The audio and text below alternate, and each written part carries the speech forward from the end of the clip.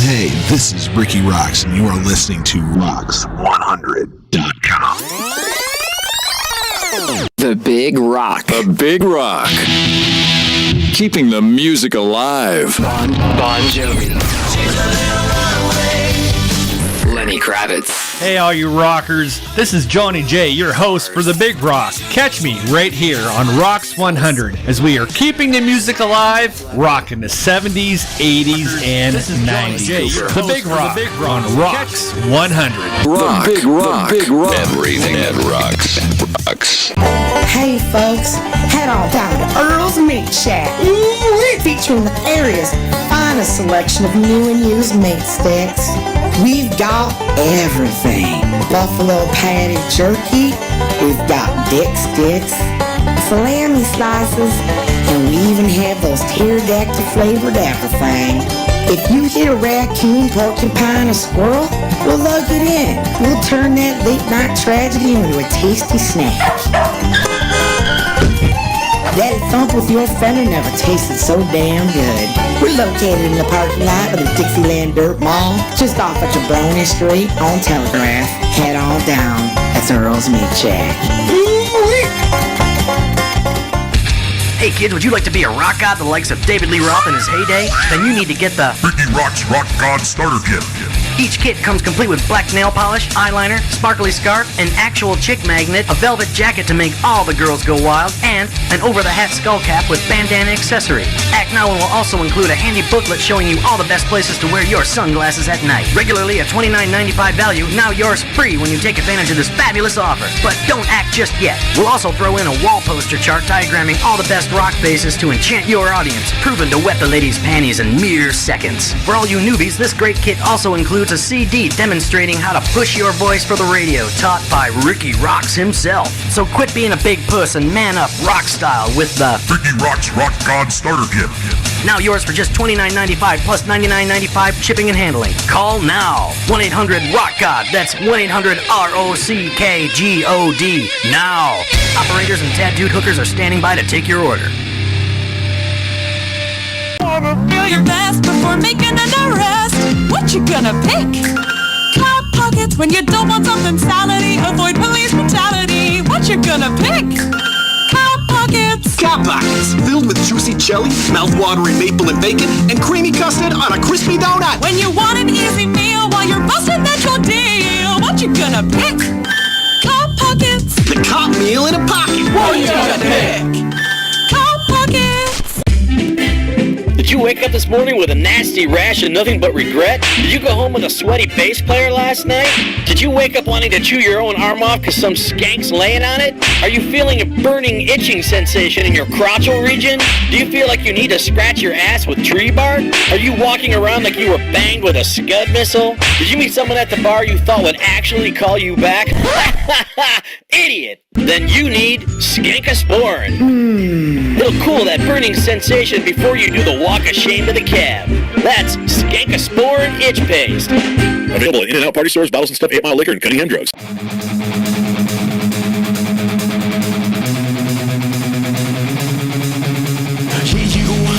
You slipped away. You walked around on me. Now was I just too blind to see the way you strayed? When you're supposed to be with me, you walked out over me. I can't stand the pain. Yeah, you're to blame. Those words you said to me, you looked me dead in my face and played your game. Too bad for me. I put my trust in you, and you just threw me away.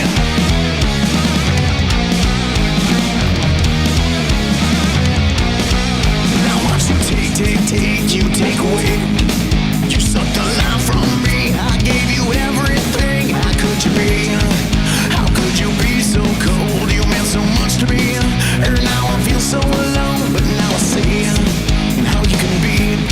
I see your true colors shining through. You show your true identity, my enemy. I hope you see what you've done, what you created in me. Now I'm coming undone. Trust.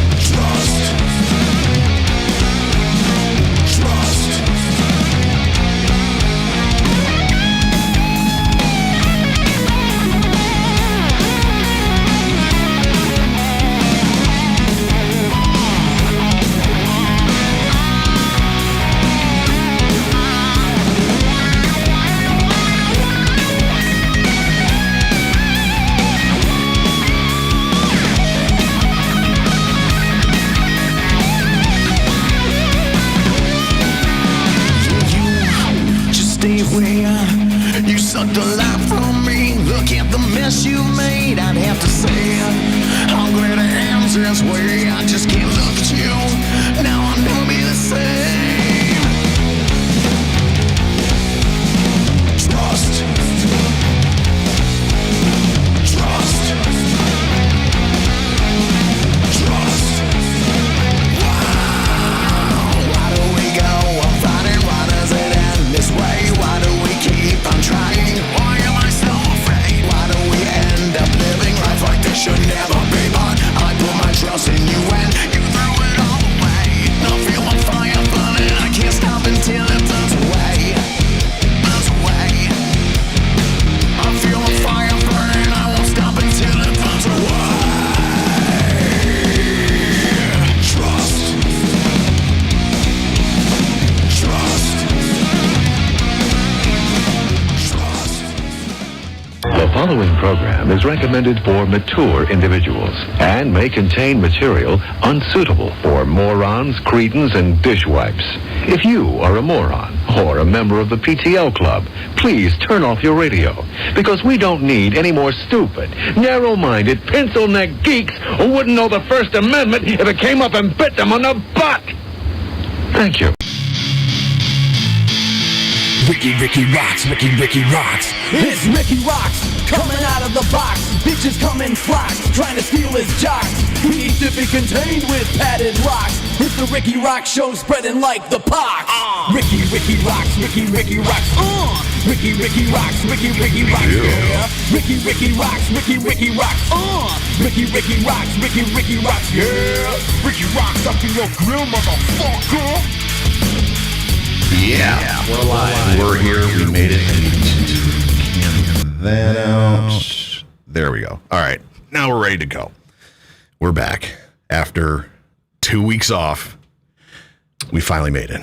We thought we got canned. No, I'm just kidding. Yeah, dude. Life happens. So much shit has happened in these last 2 weeks. If I would have done well, the first week I couldn't do a show. The second week I wouldn't be able to hear I still can't hear anything, and wouldn't have been able to even hear anything going on. So, and then we were going to take this week off because of the 4th of July, and then we're doing this for America. I'm like, I asked you at the show. I'm like, did you want to do the show on Sunday? And you're like, sure. I'm like, all right, cool. So, well, I'm not working tonight or tomorrow, so it was like, fuck it. Well, I didn't know if the Razlog fan was gonna throw your American flag pants on and blow shit up today. Or...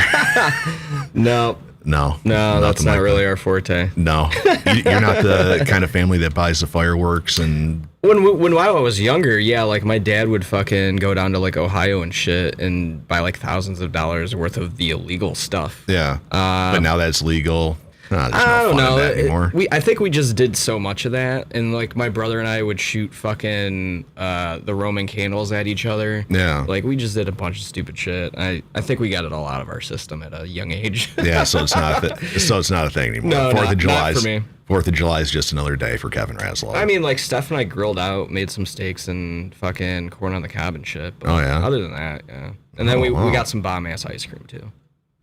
Wow, cool. Yeah, this place by our house, they have these things, they're called, like, shakers. Yeah. It's got fucking, like, ice cream. So we went, like, 3 weeks ago, and the one that I got had Trix, Lucky Charms, and like Fruity Pebbles all like mixed in. Oh, dude, it was unbelievably fucking good. And then what did I get last night? It was like Reese's Pieces, like this peanut butter, like fucking ice cream. It was pretzels, like all sorts of shit. Yeah. It was like a meal. It was good. So what I did today was the in-laws came over. So I'm like, ooh, I'm just going to hang out in the bedroom because I brought my PlayStation 4 in there. So I was playing like NHL 20 in my created character. I broke all Wayne Gretzky's records today. Was he Rikki Roxx with 3 X's? No, just 2. And so I'm like, I broke Wayne Gretzky's records today. So overall, a very well-spent day. And I got all the show prep and everything done last night because, well, I need to get back into the swing of it, and I've been like lazy as fuck on booking guests and all this shit, like for like the last month and a half. So I started sending out some emails and shit today, and starting to try to get back into the swing of doing this show. So, did you ever hear back from Chris on whether or not he wanted to call in?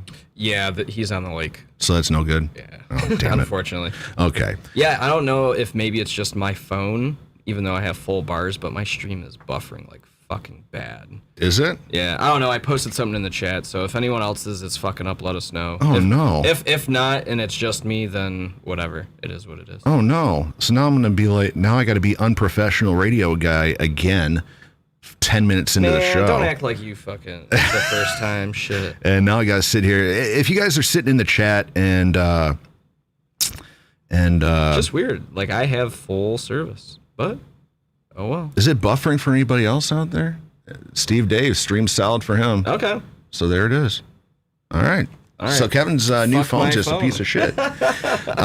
So yeah, I guess we'll just get into the nuts and bolts right away. I was hoping to have a nice surprise call-in with this one, but I guess he's on rock the lake. Stars like being rock stars. On his fucking yacht or some bullshit. Oh yeah, that big ass yacht that's down in Detroit, that like $300 million one. Yeah, that's now Chris Slapnick's. Yeah. Fucking bastard. So the reason I wanted Chris Slapnick to call in was because I got this question. I think it was like yesterday. It was when their new single came out. Mm-hmm.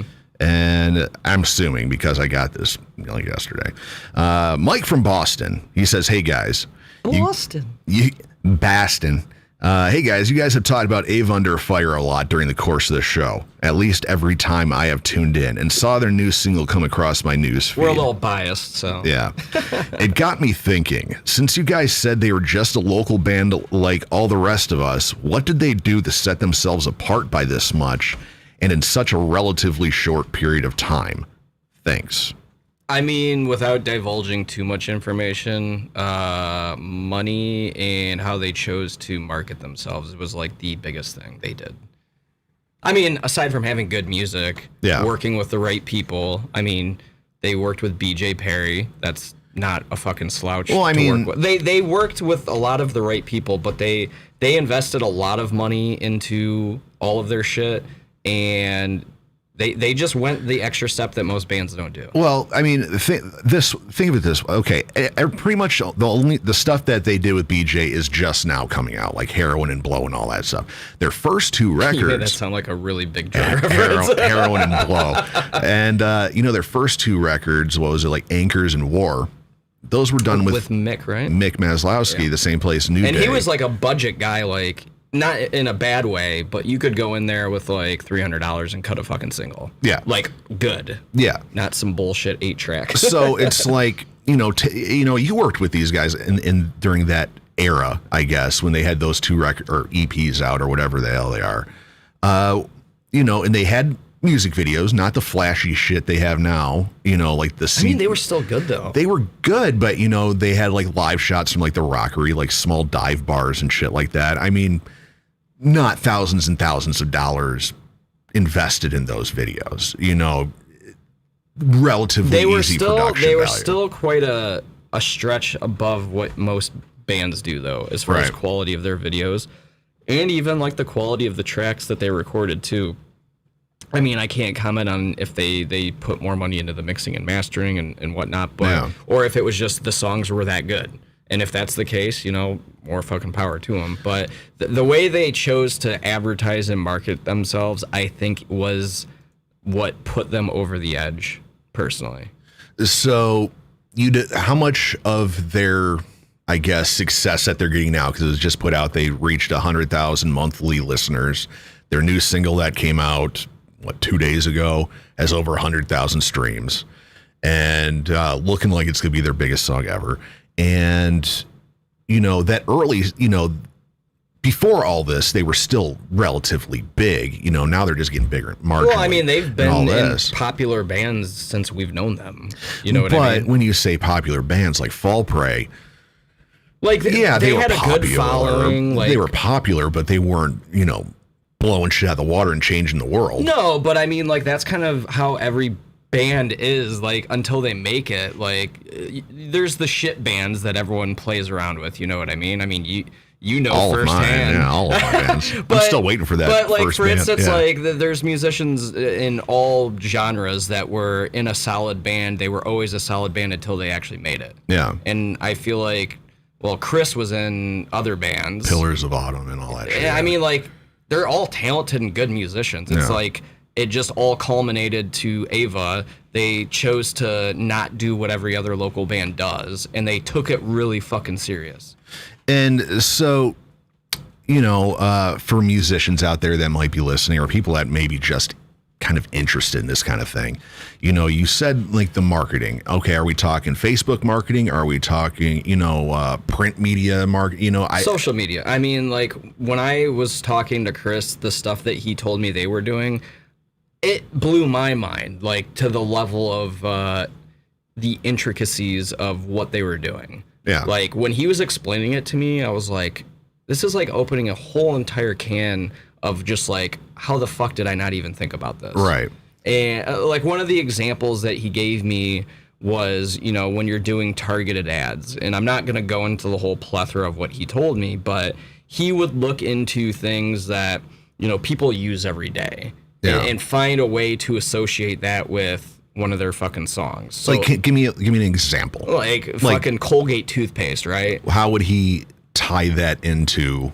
When they were doing targeted ads, like keywords and shit. Yeah. So, like, for instance, if somebody on Facebook's like, oh, I want to check out, like, Colgate, or somehow the EVA Under Fire shit would find a way to appear there.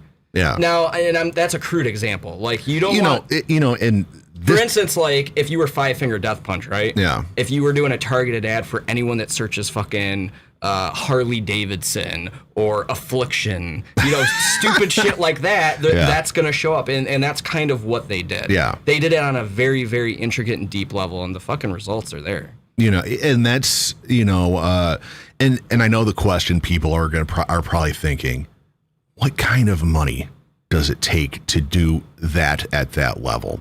And I'm sure you know exact numbers, but for people out there, can you give us ballparks?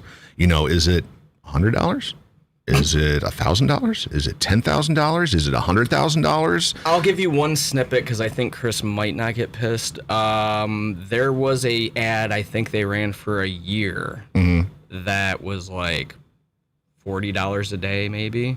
Jesus. But you know, you can obviously do that math, kids. You can honestly like throttle them too. Like, but I do recall for like 6 fucking months straight, every time I opened Facebook, boom, the very first fucking post was their video, and next thing I know, it's got 1 million views. Yeah. But like that to me, they wouldn't get 1 million views if like people didn't give a shit. Right. And that's the biggest thing. Like you could throw money. They could have thrown $100,000 at it. Doesn't mean they would have gotten where they're at. Yeah. It's a combination of good music. I mean, well, you got to have the product first and foremost, and then if it's a good product, you know, it's just a matter at that point of getting it out in front of as many eyes and ears as possible. And so there's an example. Like before they even got signed, I knew they were gonna fucking make it because I literally was not going out and saying, hey, are you guys interested? My inbox was full of, are they available this date, this date, this date, this date? This is how much I'm willing to pay. Yeah. I didn't even have to initiate a conversation half the time. They made my life fucking easy as hell.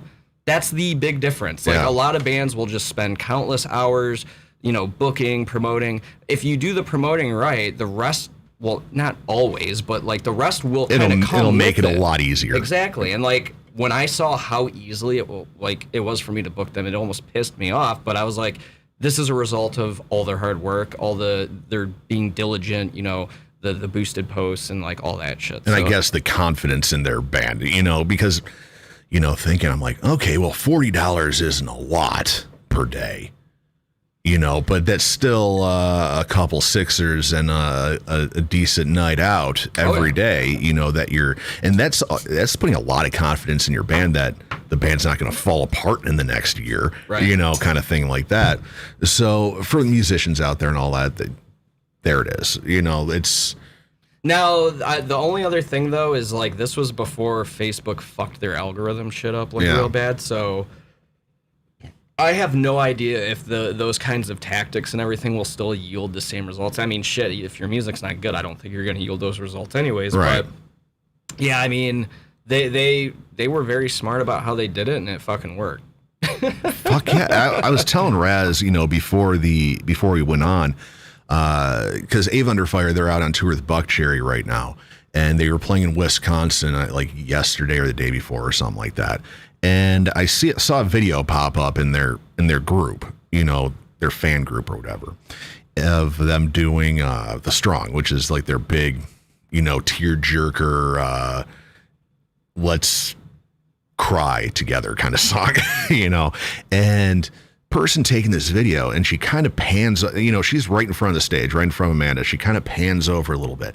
There is a girl sobbing, and just singing every word and just tears. And I'm like, oh my God. And it's reminiscent of, remember back in the day when people would see Michael Jackson and they would like faint and cry and shit just at the aura. Yeah. Like, yeah, the lyrics and the music that they put out like touches a lot of people. I mean, it's Jeff fucking Land, very step evident. up your game, son. Oh yeah, and according to a couple people, he needs to untuck his ears from his hat. No, don't. Was that a thing? One person was like, "What's with that?" Like Limp Bizkit fucking didn't even do that shit. I was dying. Oh Jesus. So yeah, that's what's up. Chris Tucker hanging out in the chat. Steve Ingles there also helps in the lead singer. Looks pretty good. Well, I have some Jeff Land.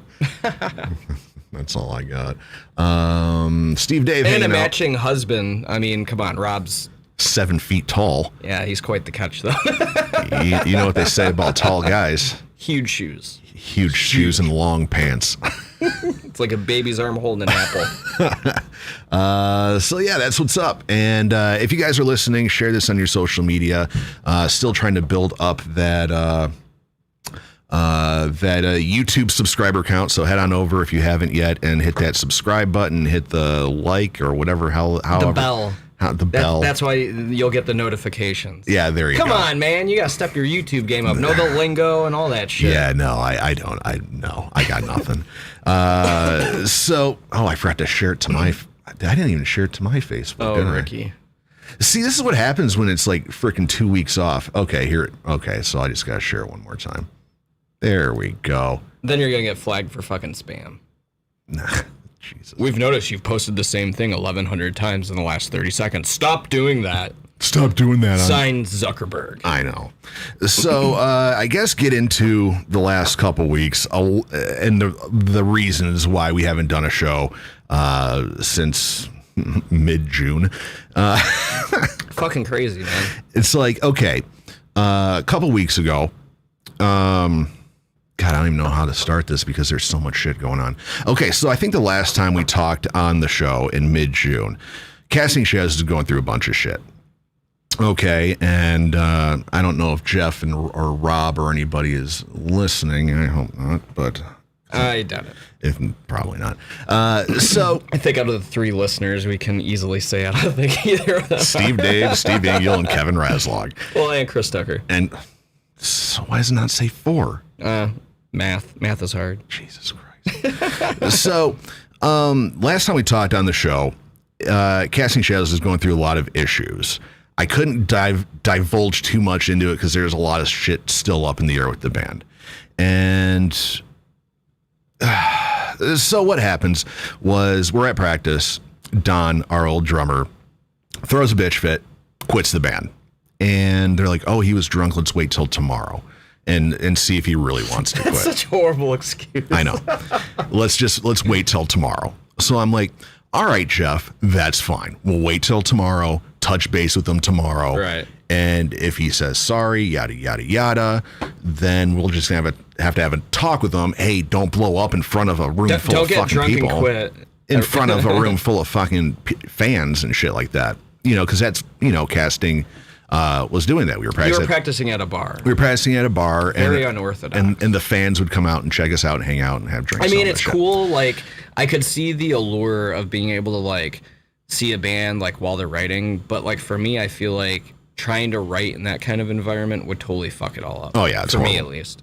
So long story short, okay, so we practice on, like, a Saturday or something like that.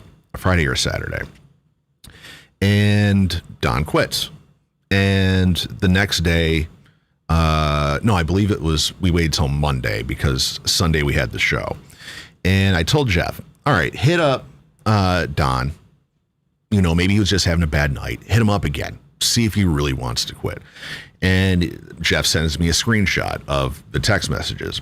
So you really quit. Does this mean we have to find a new drummer? Don writes, yup.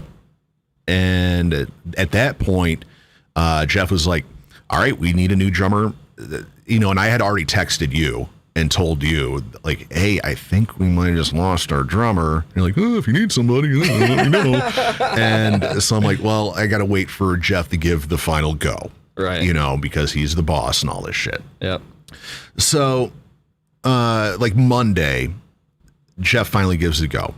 Hit up Raz, see if he can do it. I'm like, he already said he's game. We just got to get him the fucking songs. So a couple days, we get you all the songs and all this shit. And, you know, you work them by yourself. And then, what was it? We were going to get together on that Saturday to get together. Jeff Land shows up late. Chad shows up late. So get half my bass amp down there. I get the call from Nikki. Hey, water broke. Got a GO. Yep. So I'm like, all right, you guys, load the rest of my shit. I got to go. Made for a very good first practice for me, by the way. Yeah. So I jet off and, God, I was speeding so fast. I got from your house to back here in probably about 15 minutes. So I was cooking. I was kind of cooking, you know, and get Nikki to the hospital and get there probably about 8 o'clock. We get to the McLaren out here in Clinton Township, and about 15 minutes away from our house. And 4 hours. She's only in labor for 4 hours. Baby comes out, you know, and just after midnight. And so obviously no show that day and on Sunday. So that's why the show was canceled on Sunday. And so we have little baby boy upstairs Mason, doing great. Yeah, he was all passed out. Very quiet. I was like, oh, he takes after Rikki. Yeah, very quiet. And so, yeah, dude. Okay, so when Olivia was born, I made the mistake of looking down into the nether regions of Vaginaville. So Nikki said, she's like, hey, when the baby comes out, I need a picture because I forgot to take a picture of her and Olivia right after the baby was born. Get the most HD fucking camera ever. Well, it was like I never got that picture. And through all the ruckus and commotion of everything happening, I left my phone on the other side of the room than where I was standing. So baby comes out, and I have to go around the bed to fetch my phone. Out of the periph, I saw the beaches of Normandy. Oh, Jesus. And, dude, it is the most... Because I never looked at it, saw it straight on. I kind of saw it over the top, you know? So this was like Saving Private Ryan level of, oh, my God. It was... Nikki's going to hate that I'm saying this over the air, but imagine cutting open the top of a pumpkin and just kind of pulling the strands out and just kind of holding it there. You know, just stuff hanging and... like the placenta. The whole bit. Stringies and all this stuff and just blood on the sides of the legs and all this shit. I'm like, whoa. Like this. I got my phone and I go back and I'm like this. I give mad respect to like doctors that do that kind of stuff. Like not even just pregnancies and births and stuff. Like any type of like traumatic injury. Like even if I like slightly cut myself, like I'm fine. But like anyone else, even if it's like a fucking paper. I remember a dude at work, all of a sudden his nose started bleeding in front of me and I like freaked out. Yeah. I just cannot handle that, dude. Like at all. And so I'm making my way back around. I put my hand up like a fucking, like, I'm like, I ain't looking at the beaches of Normandy again. Can't see this. And I make eye contact with the nurse that was sitting there, kind of like the kicker on the football team, just kind of sitting back there, you know. And she's like looking at me like, you know, don't look if you can't handle it. I'm like, oh, I already saw it, don't want to see it again. So I made it around and got the picture and all this shit, and had to stay for an extra day, so we didn't get home until probably Tuesday. And then, what the fuck happened? Then like a couple days later, I wake up and I can't hear a fucking thing. My ears are just, I'm deaf. I can't hear a goddamn thing. And so I go to the urgent care and all this shit, and they're like, "Oh, here's some antibiotics for you. It's an inner ear infection. You know, keep it moist and put towels over it to loosen everything up." And I would have never thought about that. That's actually kind of interesting. Isn't there something they do with like a straw and a candle? That's for earwax. Oh. Yeah. And so this shows how much I know. Yeah, they thought it was like under, behind the eardrum kind of thing. So you're like, keep it moist and moisturize it so it loosens the muscles and it can eventually. He's just like slathering fucking lube in there and shit. So I was doing this for like 3 days and I'm like, nothing is getting better here. I'm still having like this it's like an ice pick going into my both of my ears, just that sucks. And I'm on, I took Nikki's pain medication that she got from the hospital. She's like, I'm not using, I'm fine, just take these. Tylenol 3s and shit. Ricky's like, oh. Yeah, I was fucking eating that shit like every 6 hours, and then I was taking Tylenol every 3 hours after that. I'm like, I gotta kill this fucking pain. It was at that point where I'm just sobbing on the floor in such pain, just like ice picks going into my head. So I have this ear infection. So I go back to the urgent care like 3 or 4 days later. The first time I went was on a Sunday, so probably Wednesday. Yeah, I think it was like Wednesday morning. I went back into urgent care. They're like, "Oh, you have an outer ear infection. What have you been doing what have you been doing so far?" I'm like, "Well, they've been giving me amoxicillin. They told me to put the damn amoxicillin." Dude, okay, sorry to interrupt. Yeah. When I was a kid, amoxicillin was like the fix for fucking everything. Crazy that it still is. But keep going. So like, what have you been doing? I'm like, okay, well, they gave me amoxicillin, told me, pain meds and Tylenol and ibuprofen and all this, and take hot, damp towels and put them over my ear. They're like, no, don't do that at all. You have an outer ear infection. You got to keep that shit dry as fuck. So you were making it worse. She's like, you've just been feeding the bacteria and all this stuff in your ear for the last 3 days. They're like, you got to dry it out. Don't let water in there. If you're taking a shower, take like a cotton swab, put petroleum or a Vaseline on it so Ricky water doesn't get in there. Ricky just puts a fucking plastic bag over his fucking head. And I'm like, the doctor they had here on Sunday told me the hot towels and hot showers loosen it up. They're like, no, that's the worst thing you can do for an outer. My God. First they thought inner ear. Then she's like, no, this is outer ear. That's why your ears are swollen shut. How did they? I know you're not a doctor, but how the fuck did they botch that so terribly? Well, I asked her. I'm like, that would be like the equivalent of like needing surgery on your right arm and they like amputate your left. So like that's bad. This was the thing. And anybody who goes to an urgent care, this is what I learned. Don't go on a Sunday morning. Because they're like, when did you come in? I'm like, oh, it was like Sunday morning. And they're like, oh yeah. I've got a follow-up story to that. Those are the new students like fresh out of med school and shit like that. It's like the D-squad strippers on a Monday morning. Yeah, those, because all like the legit doctors are like, I'm not fucking working on Sunday morning. Give it to the fucking rookies. Right. So like, oh yeah, you had Dr. Chow, or it was like some young Asian girl. Fat at that too, which is weird, but that makes no difference in the story, but okay. Yeah, no difference. So when I went back in on Wednesday, like about noon, you had your A team out, older lady. They wear blazers and shit. Yeah. They got money. Yeah, they got them McLaren out front and shit like that. And she's like, yeah, that's you got the D squad on Sunday kind of thing. Yikes. Yeah, this is obviously an outer ear infection. They were just on WebMD the whole time you were in there. Well, it says to just apply moisture. Well, here, let's get the garden hose and just spray it in there. Yeah, so it sucked because, we had a show on Friday, and I'm like, I gotta get my ears fucking better because I have to literally use it to do my fucking job. Right. So luckily by time Friday came around, and we're going to get to the show and all this in a minute. And we got to rewind back to you coming into the band. I also have to interject about the doctor. Jesus, so much.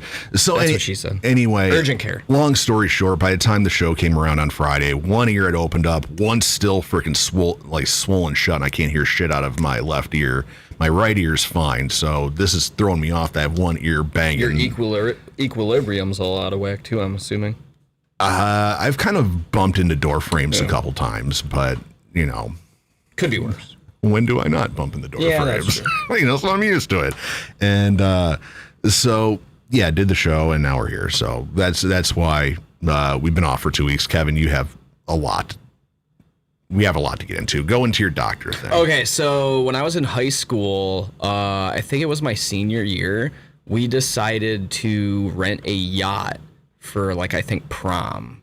Like, jeez, look at you, big ass rollers. Oh, we're gonna rent a yacht. It was on Lake St. Clair. Yeah. And I believe prom's in, like, October, right? Yeah. So, like, it was brutally fucking cold. Yeah. And it was raining. We had to keep the kegs on the top, like, outside. Wait. Prom, you're 18. What are you doing with kegs? No, one of the parents was like, "Oh, I'll get all the booze," like, you know, that kind of situation. So we do not condone underage drinking. Right. So long story short, we had the yacht, I think, from like 8 p.m. to like 4 a.m. Yeah. And like it was miserable as fuck. Like when you went outside, it was not this cold, but like when you dumped your beer out, like the foam, it would freeze before it hit the water. It was like that miserable. Oh, like shit. Sleet, fucking, like we were just all drenched. So I get obliterated drunk. So this was Friday night. 18-year-old Kevin Ray is like, yeah, beer. So the next day I wake up, it's a Saturday. I feel like complete shit. I'm like, okay, I'm probably just really hungover. The weather didn't help. Yeah. The next day, Sunday, wake up like feeling like fucking death, like absolute death. And my mom's like, yeah, you don't look good. You've got a fucking temperature. Like, you need to go to urgent care. Go to fucking urgent care. And it was like this Indian fellow with like a 38 character last name. Really nice guy. He's like, yeah, you've got pneumonia, man. Like, we need to get you to the fucking hospital. Like, this is not good, blah, blah, blah, blah, blah. I'm like, okay, whatever.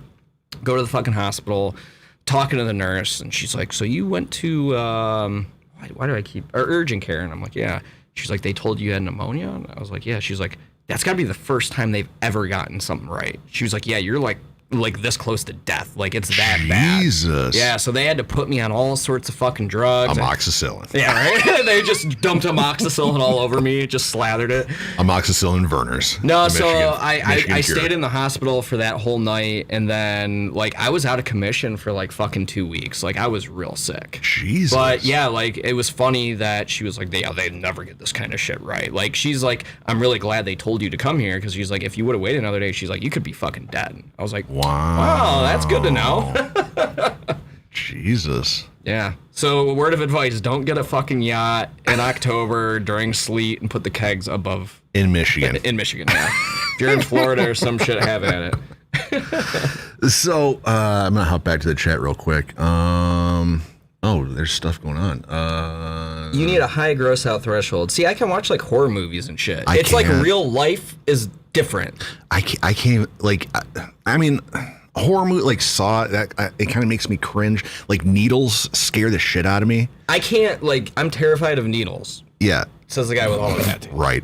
You know, so it's like, I can't watch myself get my blood drawn. I'm the same one. You know, I'll be like, I get super queasy. Like this. And even like on TV when I see like, it's bad, but one of my favorite shows is like Intervention. Like where I watch all the junkies and shit and realize that my life ain't half bad. You know, and they show them like fully just. Oh yeah, they're like missing skin and they're just shooting the shit into the bone. And what do they call those?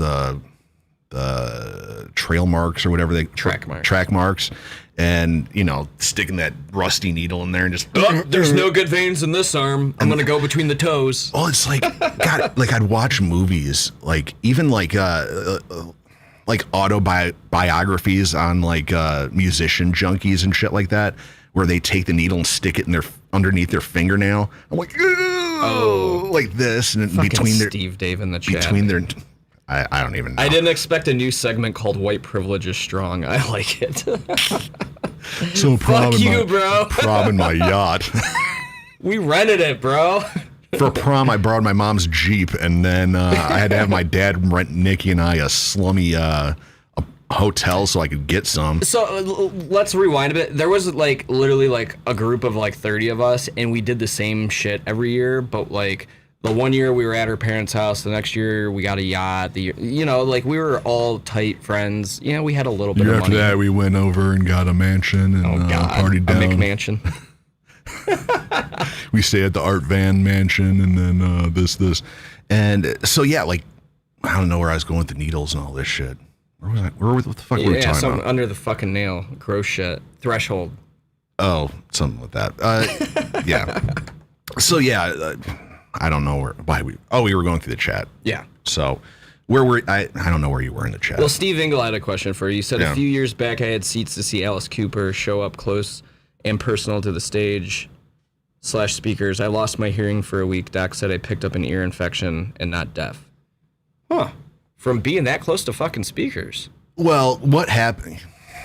People say because I do that. I stand by speakers because I'm slowly losing it. And you laughed at me for wearing fucking earplugs. But what happens, I've talked to my doctor about this. When you're standing next to things that make your eardrums vibrate like that, it allows weakens them. Well, it doesn't. It vibrates them, and then it creates openings, and then those speakers are just blowing dust and stuff. And or then you got a whatever's drunk on it. asshole spitting when he's talking, and that shit's going in your ear. Say like a drunk spills his beer on the speakers or something like that, and then they turn that shit on. It's just pumping when you leave, misting it. It could be dry beer from like 3 weeks ago, and it has just mold and shit on it now. But it's pumping those little particles out, and then when your eardrum's vibrating, it creates little openings in the back. Just nestles in so there. all it has to do is shoot a couple of those things in there, and then all of a sudden, bam, infection and shit like that. Crazy. So that's how you get those. My doctor was Today I learned. Yeah, when I was talking to a doctor about that, he's like, if you don't blow your ears out, you're going to get a shit ton of ear infections. I've never really gotten them from speakers and shit like that, but I guess I just get them at random. Man, I had ear infections when I was younger, but yeah. Yeah. Not in a long ass time. And I'm sitting there like on the internet, Googling how to take care of this shit, when they told me to put the warm compresses on and all this. I'm like looking at ear infection, and every website is like childhood inner ear infection, nothing for adults. It's all for like fucking kids and shit like that. So I'm like, do adults not get ear infections? Why am I the only mutant that gets these? Because this is probably like the fourth one I've had. Musicians don't have health insurance, so there's not much diagnosis going on. Well, I have a job, so I do have health insurance. And that's another fucking crazy thing. We'll get into insurance a different day. But what else is going on in the chat? Anything else going on there? Oh, that was pretty much it. Get roadies to clean the gear. I wish I had no roadies. So back to the band thing. Last time we talked, Kevin, you knew you were going to pretty much be in the band, but everything was still up in the air, Donnie and all that shit. So we couldn't really make it announce. Right. And Jeff he's like, well, I don't want you guys talking about it. I want to announce it on Facebook before all this and this and this and this. And that's fine. I had no problem with it. So at this point, I'm just a fucking drummer anyway, so give us a credit. So at this point, you're one show in, probably about 4 practices with the band. I'd say more like 2.5, but 2.5. Give the listeners your take on everything so far. So it was interesting to learn how old some of these songs are. Not that it's bad. It's actually a really good thing because he wrote them so long ago, and the fact that they're good, relevant, just kind of I don't know. Some music just gets dated. You know what I mean? So getting it into a new project, and then I'm like, oh yeah, these songs are pretty good. The recordings are pretty good. Yada yada yada. And then he's like, oh, yeah, I wrote this one back in, fucking 87 and shit. I'm like, wow. I was like, this song aged incredibly well. But what's cool is, I'm not following what Don played. I think it transforms the song a little bit, but not too much. So it's just kind of fun to see how people are taking my interpretation of it, So you played the show. We played. We opened for Faster Pussycat. Enough's Enough. 2 of my favorite bands. Maybe not the best show for casting to be on, but a lot of people came. Were when Jeff made the announcement that Donnie was out and you were in. A lot of people. It was pretty much split down the middle. You know, people were like, "Oh, dude, that's awesome, super exciting, Raz is fucking awesome," And the then other half was "fuck that dude." The He's a piece of shit. The other half was like, "No, we love Don, we love him, and all this and this and this." You know, and at that show, there, you know, the casting crowd was there. You know, a lot of people came out to see us and shit like that. And I'm sure you had an earful from a lot of them. What was the kind of, I guess, what did they say to you? People that have seen Donnie play for the last however many years in the band, you know. I didn't hear anything negative, so that's good to me. I mean, most people were like, "Oh man, like you fucking kick ass," blah blah blah blah blah, like shit like that. So I mean, personally, given the time frame I had to practice, I'm very happy with how the set went. There was just literally like 3 small little parts that were kind of like integral for the song, and I think I nailed 2 out of the 3. So that 2 was out of 3 ain't bad. Well, no, that was my goal. And like, you knew me when I was younger. Like, I was the worst at if I fucked up. Like if it was the first song, the rest of the set, fuck, dude. Like, I'm pissed off. You know what I mean? No, I had a good time. I thought the set went well. I'm glad it was only a half hour, just because like we had a good portion of the set really strong given the time constraints. Yeah. So like cutting out an extra song was actually nice, just because I would much rather put out a solid 30-minute set than a mediocre 45-minute set. So. Right. But yeah, no, I had fun, man. It was a good time. Everyone was nice. So. Did you get to check out any of the 80s bands? Did you see Faster Pussycat, Enough's Enough, and all that? Well, yeah, I mean, it didn't do a whole lot for me, honestly. Like, I sat there with my beer, I was drinking, I'm like listening to like 30, 40 seconds. The crowd's fucking digging it. I'm just like, not really my thing. But I mean, dude, like they brought a shit ton of people. Yeah. So I mean, more power to them. I ain't gonna hate. Dude, and the thing is like, Steve Eagle wants to know any drum solos in the future. I don't know. Like, drum solos for me are weird. Like, if you're a really, really good, competent drummer that is very creative, like, I like drummers that do them in like a tasteful way. I don't want to like try and do some like Tommy Lee shit. You know what I mean? Like, for instance, you don't want to be a showy drummer. Okay, so here's all right. Get those boobies out. Drum solo time. No, so like for instance, like in New Day when you guys had the floor toms, Ava does it with the floor toms. They do it a lot better than we did. Yeah. See, like shit like that, I dig. August Burns Red has started incorporating Justin on bass to do shit like that too. I think that's super cool.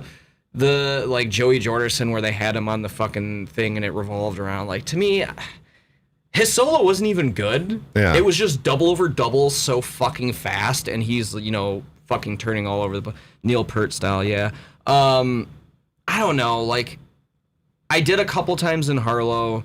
One of them actually was really good, and I was actually trying to write a solo to play like every show. Yeah. That I can kind of get behind, but it's one of those things where like I've gone to shows and I've seen like one person gets a solo and like another person doesn't, kind of thing. Yeah. And to me, I'm kind of like, I wonder how the rest of the people in the band feel. You know what I mean? Like, well, it's like I struggle with the concept of it, I guess, is my thing. Well, GNR does that a lot, you know, because they play like 3.5-hour sets and shit like that. Well, right. You know, where Slash will go out and play for 15 minutes, and then Duff, another guitar player, and the drummer will do a song, and Axl will take off, and then there'll be a, you know, 10-minute keyboard intro before they like go. Dave Matthews Band does the shit same like shit. that. Yeah. And you know, when casting, we played in Indiana.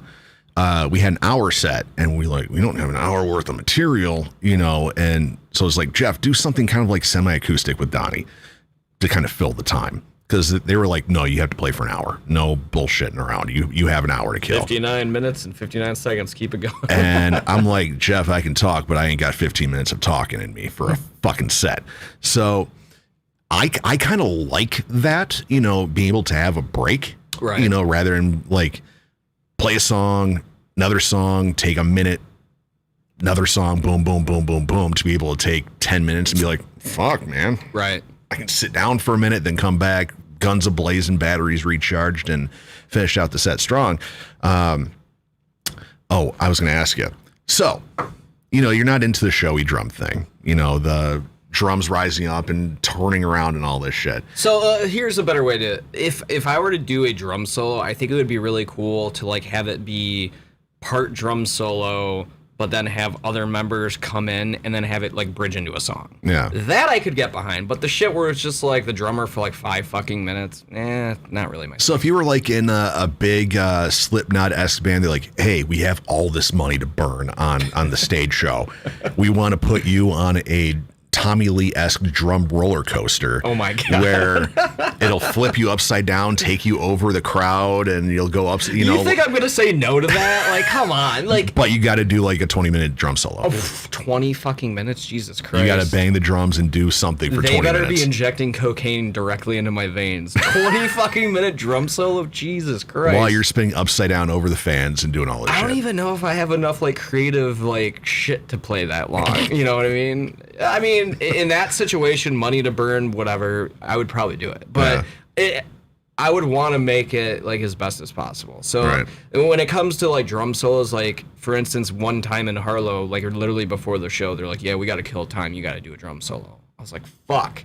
So like that one sucked. Like I personally didn't like being put on the spot. So after that, I actually started working on a solo. Yeah. And like the next time I did it, like everyone was like, dude, that was like really cool. Like the transitions and blah, blah, blah, blah, blah. So if I had it more structured, yeah, maybe. But I don't know. At the same time, it's like I said, if it fit the set to where I could incorporate other members and then have it flow like into the song, be more of like an interlude kind of thing, I'd be down to do it, but I don't know. I don't necessarily feel like I need to be put on a pedestal like that. You know what I mean? I don't know. Okay, I just want to make sure the stream was still going. Yeah, because I looked over at yours, I'm like, ooh, it's black. Dude, my shit's been buffering for like fucking 20 minutes. Jesus Christ. Well, like apparently I don't have service, so I was actually gonna ask you for your Wi-Fi, but I don't know what the Wi-Fi is. Oh, Lord. It's written on the router over there. Because I'm like, man, there's like 2, and I don't like talking to myself, people.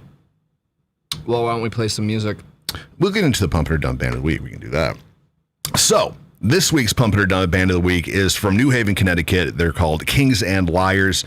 If you're a fan of the Black Album, Dehumanizer, Dirt, Bad Motorfinger, and 95 other random bands in a blender, you might be into these guys. They have they've been releasing singles, but their last EP was released in 2018 called It's Your Fault. We're going to play the song Recently Departed, www.facebook.com/kingsandliarsct and kingsandliars.com. The last Pump It or Dump Band of the Week we had was Fallen Stars out of Vancouver, and their song Trial by Fire had 4 votes, but she chimed into the chat, and so I think we're going to probably talk to her because she was kind of super cool. So we're going to play the music video for that right now, and then we'll come back with Beer of the Week. We have brand new glasses, courtesy of Kevin Razlog, so we're going to get to that and a whole bunch more after this, episode number 108 of The Rikki Roxx Show, right here on Rox100.com.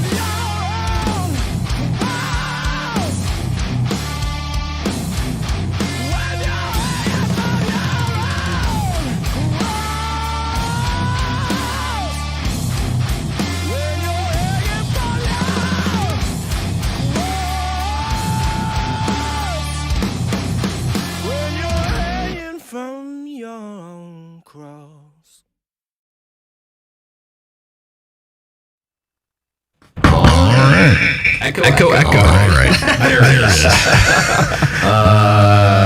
Kings and Liars, New Haven, Connecticut, and their song recently departed. Hopefully that chat comes back up. Jesus Christ, man. Way to welcome us back after our little hiatus. I know. Jesus. Man, where'd the chat go? It's not... Steve says we still have echo.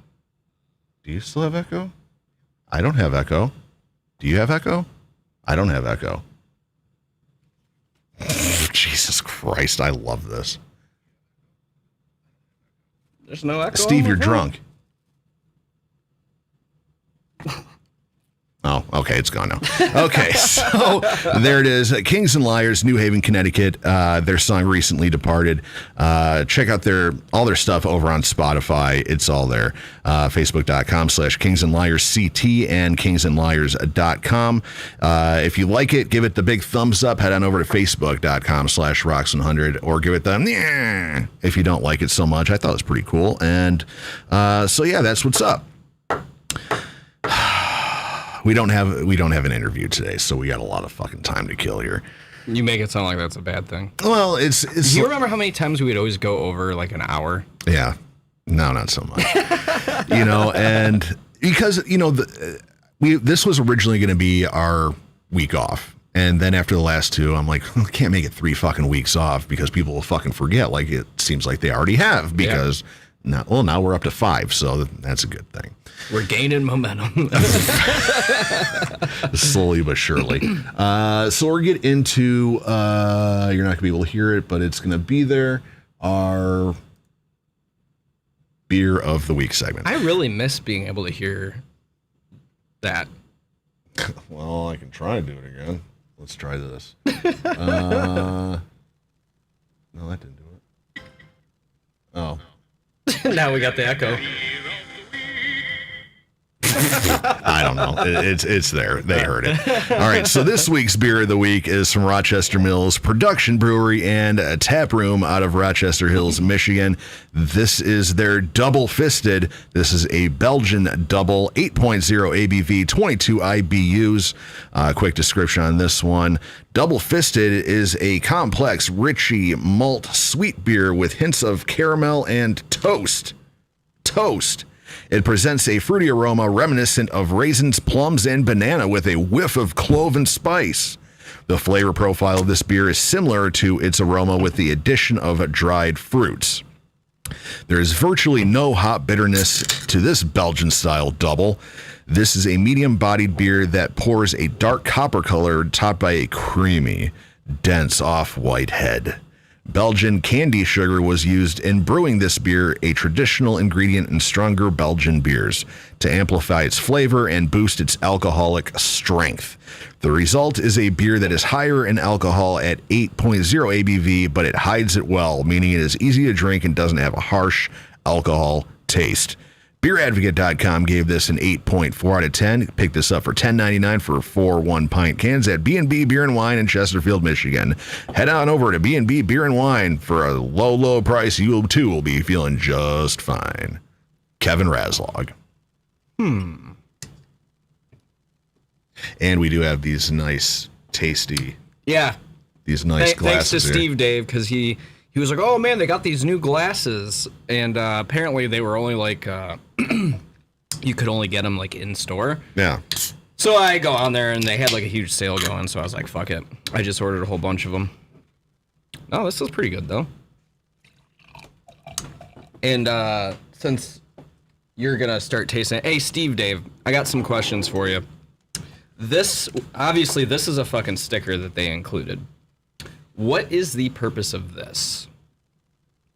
It looks like a sticker. I don't know. Am I supposed to wrap it around the fucking like pint glass or like slap it on my car or my fridge? Like I don't know what it is. Put it on your car. Good way to get pulled over. But yeah, it was cool. They gave me a nice little handwritten note on my receipt. So. A handwritten note? Yeah, no, they legitimately wrote it on here. Said, hey Kevin, thanks for your orders. Cheers. You know, wow, that's pretty cool. That. That's the attention to detail. The personal touch. Hey, I appreciate that. So shout out to Treehouse Brewing Company down in Texas. I'm assuming that's where they're from. Yeah. I was hoping we can be their brand ambassadors on the interwebs, you know? Yeah, all of our listeners getting huge exposure.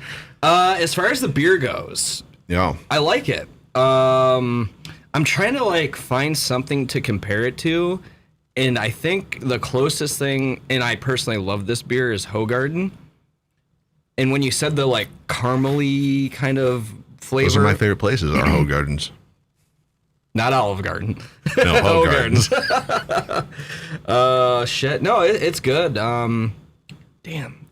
I'm just kind of at a loss for words because it literally mimics that beer like really, really fucking closely. It does have the traditional taste of your Belgian doubles. It tastes like this. See that I think Hoegaarden's just like, I don't know if it's a Belgian double, but it is a Belgian beer. Yeah. So I think that one has a little more like cinnamon, like marshmallowy, which is personally why I liked it. That's how I like my hose. A little bit of marshmallow in there. Oh, I thought it wasn't. Oh, it's in Massachusetts. Oh, Massachusetts. Oh, I was way fucking off. Half a country off. Right. But yeah, you definitely taste, you kind of get maybe that banana bread-y kind of taste, I guess, that kind of yeasty. Yeasty. Kind of, whenever you have a beer that has that kind of banana taste, that's the, I guess the strong taste that I'm getting out of this is that kind of banana. Funny, because I hate bananas. Yeah, the banana. It's the banana mixed with the clove, mixed with the spice kind of thing. That's where you're kind of getting that kind of bready, that bready yeasty kind of it's I love how you're just struggling so hard to come up with. Well, no, it's kind of hard to explain the flavor of yeast, when in combo. A lot of yeast infections. They're downriver from a lumber factory. Why do you think I go to the Hoegaarden? Steve was asking what's the beer again? Rochester Mills Double Fisted. That's got tons of sexual innuendos. Yeah. Let's get double fisted. Yeah, there you go. A little better for you. Yeah, I saw this one because it has like your traditional fist that you shove into your cooter if you're into that kind of thing. It doesn't look like a real fist. It looks like it's made for easy entry. Oh my god! So I picked that up. I'm like, oh well, easy entry. Well, Who's the? What is it? The Avengers or whatever? The dude that's made of like rock and shit. Oh, that's what that fist fucking looks like. Yeah. The orange dude. Yeah. But yeah, with this beer, they're right. This doesn't taste like an 8% beer. This tastes like it would be a 4 or 5% beer. Yeah, it's really smooth. This is the kind of one that would creep up on you, and you definitely taste that sugary kind of thing in there too. It has a little bit of a sweet thing. If they without that, you kind of get that dry. If they didn't have that sugar in there, I feel like you'd get more of that dry, bready, yeasty kind of mouth feel. Ricky's word of the day. Yeah, yeasty. And but yeah, the description pretty much knocks it out of the park. It's creamy, dense. The head is not everything that the description said. I couldn't put it better. And it's nice that they actually gave a decent description, not just like, this is an IPA for all you IPA lovers out there. It tastes great. Blanket statement. Yeah. So, scale 1 to 10, Kevin. I think it's safe to say that we might overshoot Beer Advocate on this one. Yeah. So the comparison to Hoegaarden's good, but at the same time, I'm like, it's not doing anything crazy. Like, it's kind of just like, okay, this is like a 2.0 version to me. So it's like not knocking it out of the park. Well, it's like I've had Hoegaarden a couple times. It seems like this would be the craft beer version of it, where Hoegaarden might be your Budweiser. The Kmart version. Your Kmart cheap ass version of what this is. I'll go with 8.75. 8.75. I was going to go a 9 on it. I wanted to go 9, but well, I'm going a 9 for the fact that I'm never really a fan of Belgian anythings. The taste, every time I have it, it's always kind of like thin and kind of, dry, kind of thing. Yeasty, if you will. Thin, dry, yeasty. But this one, there's a lot of flavor in it. It's very, it's creamier, not as yeasty. But yeah, there's, there's just so much flavor in this one, and it's not thin. It's not super hoppy, where it's going to leave your mouth dry and shit like that. It's a refreshing beer. And it's surprising me because usually Rochester Mills, they're kind of hit or miss. Either they'll come out with their generic ale that it's like, okay, this is pretty much Budweiser, yo. Yeah, I grew up in Rochester, so I drank a shit ton of their beers. I always thought they were pretty overrated, but this is actually good. Mm-hmm. I think I had a milkshake stout from there once. Did you have this on the yacht? They didn't have it back then. Like their milkshake stout, I don't know. It did nothing for me. Yeah, it's like I've been to Rochester Mills, a couple times for it's a nice the brewery's super nice. They have great food and stuff there. They do live music and shit. It's a great spot. Rochester's a little bougie for me. You can't take a boy from Detroit and throw him in Rochester and expect him to get along nicely. That EBT card don't work there, Ricky. Yeah, it don't work. It don't. Kevin and his yacht, pulling up the Rochester. Isn't that place like on a river or something too? It's a creek. Whatever. It's the Paint Creek. I don't know. I remember there was a body of water that ran right and by there. body of water, it's a whole 5 feet fucking wide. Well, and it's like a creek. It's not. You can't say crick in Rochester. Come on, bro. A crick. Steve Dave's loving the yacht references. Man, that story is going to bite me in the ass. This is, how different Kevin and I were brought up, and we both ended up at this table together. So either all of our choices in life managed to get us here. Either I did really well or Kevin has failed epically. Because it's like I grew up on 8 Mile and I had to borrow my dad's Jeep to go to prom at the Rooster Tail in Detroit, and then take Nikki to a kind of scuzzy hotel and knock it out there. Kevin's like, my parents bought beer and chilled out on a yacht. Rochester, what? And then I got a fucking ammonia. You got it's not that glorious. Well, you were on a fucking yacht. I've never stepped foot on a yacht. So when I say yacht, it's a boat that if it floats, it's more bougie than anything. Okay, I would kind of sort of try to describe it as if you ever saw that episode of The Office where they go on that yacht, right, for a party. It's not like a bougie yacht. It's the booze cruise. Yeah, it's literally bare fucking bones, folding chairs, and an excuse to just get fucked up. It don't matter. And it floats. The closest thing to a yacht we have in my family is I think Nikki's brother-in-law has a fishing boat, and I think the motor might work now. Steve, Dave, you're fucking killing me. Oh man, my prom sucked. We couldn't keep the beer cold on the yacht. Jesus. Was that a thing? You couldn't keep the beer cold on the yacht? No, it was above fucking board when it was 20 degrees. Or it was probably negative 20 degrees now that I think about it. It was fucking frigid, dude. Oh, Jesus. Oh, man, my prom sucked. We couldn't keep the beer cold. Okay. Hey, I actually didn't even go to my official prom. I said, fuck that shit. I just went straight to the after party. You couldn't get a date? No, I straight up just didn't want to go. I said, fuck that. So now I'm kind of interested in Kevin Raslog as a 17 or 18-year-old dude. Were you shorter then? Oh, Jesus Christ. Were you 5'1"? I graduated high school at the age of 18, 5'1", 108 pounds, I think. Really? You were 5'1"? Yeah. How tall are you now? Almost 5'8". So my freshman year of college, I grew fucking 7 inches. So you hit your growth spurt at 19? Nope. Jesus Christ. So think of this. I played varsity hockey. So little Kevin Raslog got him. Hi, guys. Woo, beer. Jesus Christ. So I played varsity hockey my freshman, sophomore, and junior year. At 5'1"? Why do you think I had 12 fucking concussions in 3 years?